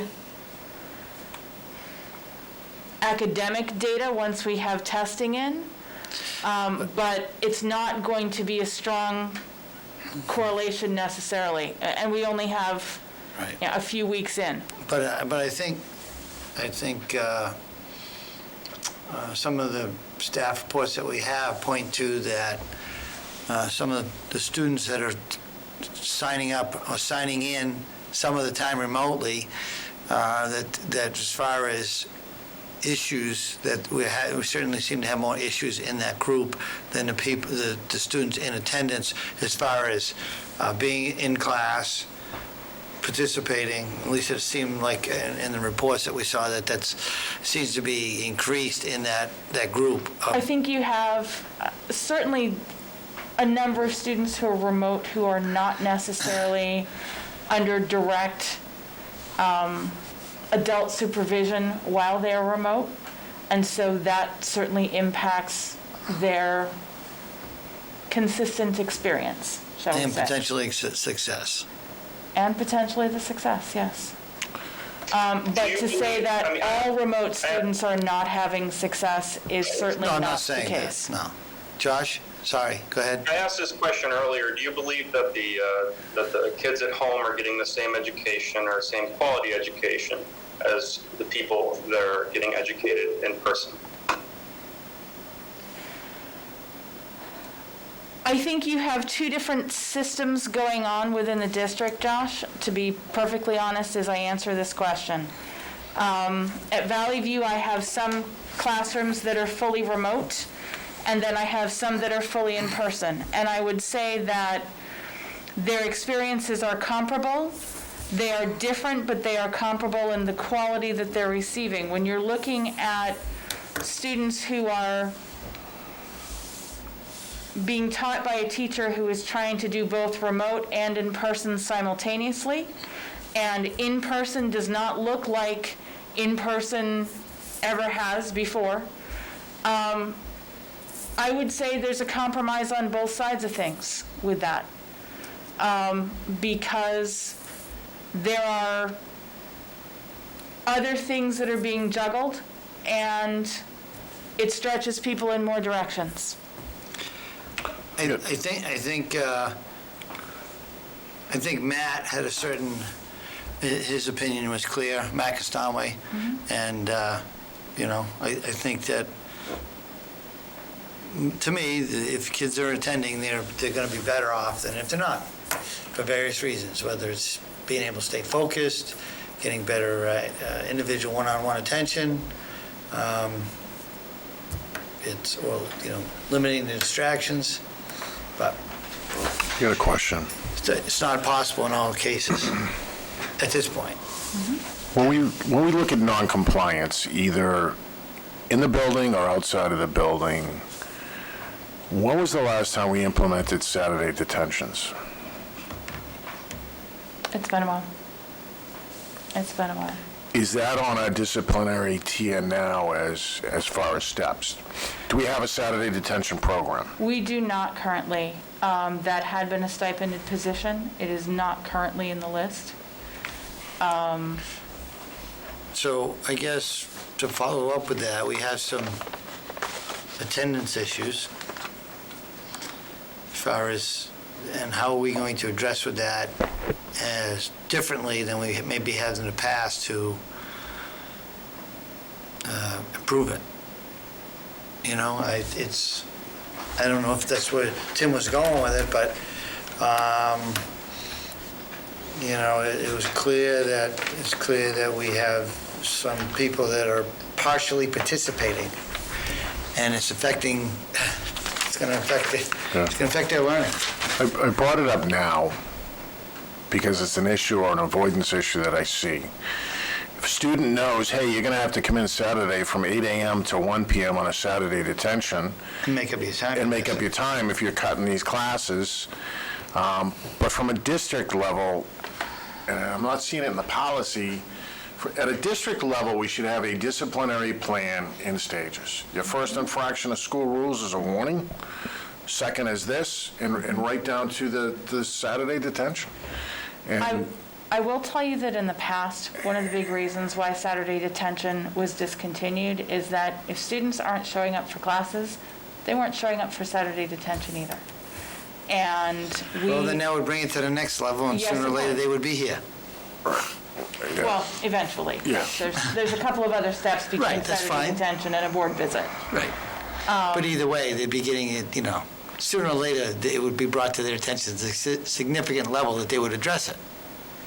Not a question. It may take all until they come to see us, but I just, you know, before it's too late, I'd like to put that on the radar to have a disciplinary policy that's available to our building principals, that when you just have a non-compliant kid, it, you know. and I'm sure we have one, but it may need to be revised to deal with the particular situations that we're seeing with what were our changes in our educational plan, and how we can dovetail some changes in that to put people on notice. It's not just, hey, when you want to show up online, or hey, when you want to show up online in person.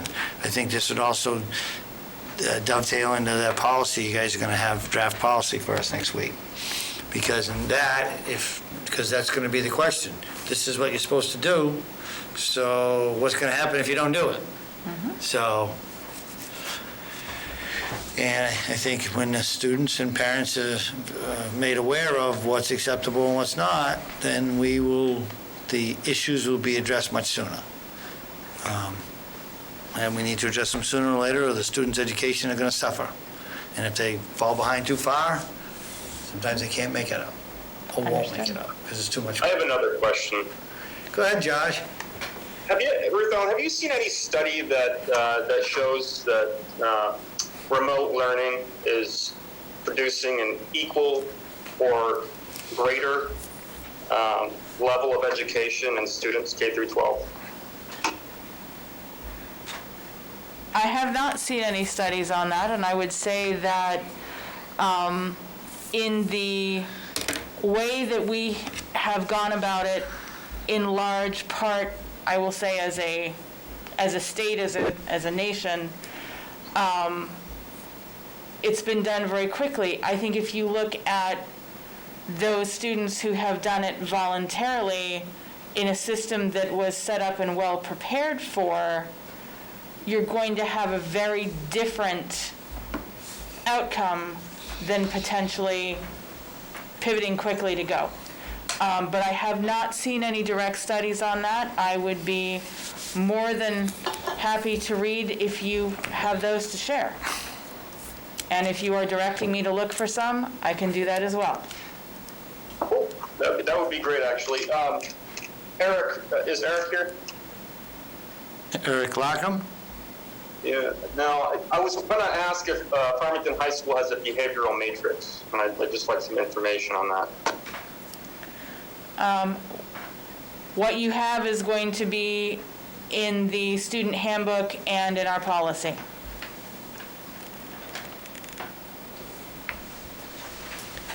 Got it, thanks. Yep.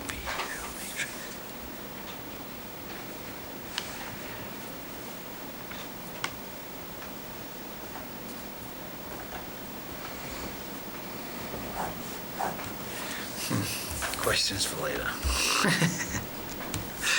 Okay. Anything else for public session? Oh, budget. On a budget tax rate. There's some discussion before the meeting, and I think went on. I was curious to see what transpired. The business director, I guess there's some discussion about numbers that came back, or... I need to see the business administrator after the meeting, double check some numbers before that tax rate is set. Okay. So, not having anything else, I'll make a motion to go in a non-public session. How about next meeting date? Are we Next meeting meeting next date. Monday, or are we meeting on the There's no 2nd? public participation? How disappointing. Not yet. Have we tested our phone line yet? No, I'm gonna have Blanche test it. Do we have internet? We do. I'm on. I'm on. I think I'm on. The next meeting question. 26th or the 2nd? I think we go to Monday, next Monday. Okay, I agree. There's just too much to accomplish and going in 2 weeks, so. We have budget stuff that we're gonna be doing on the 3rd. No.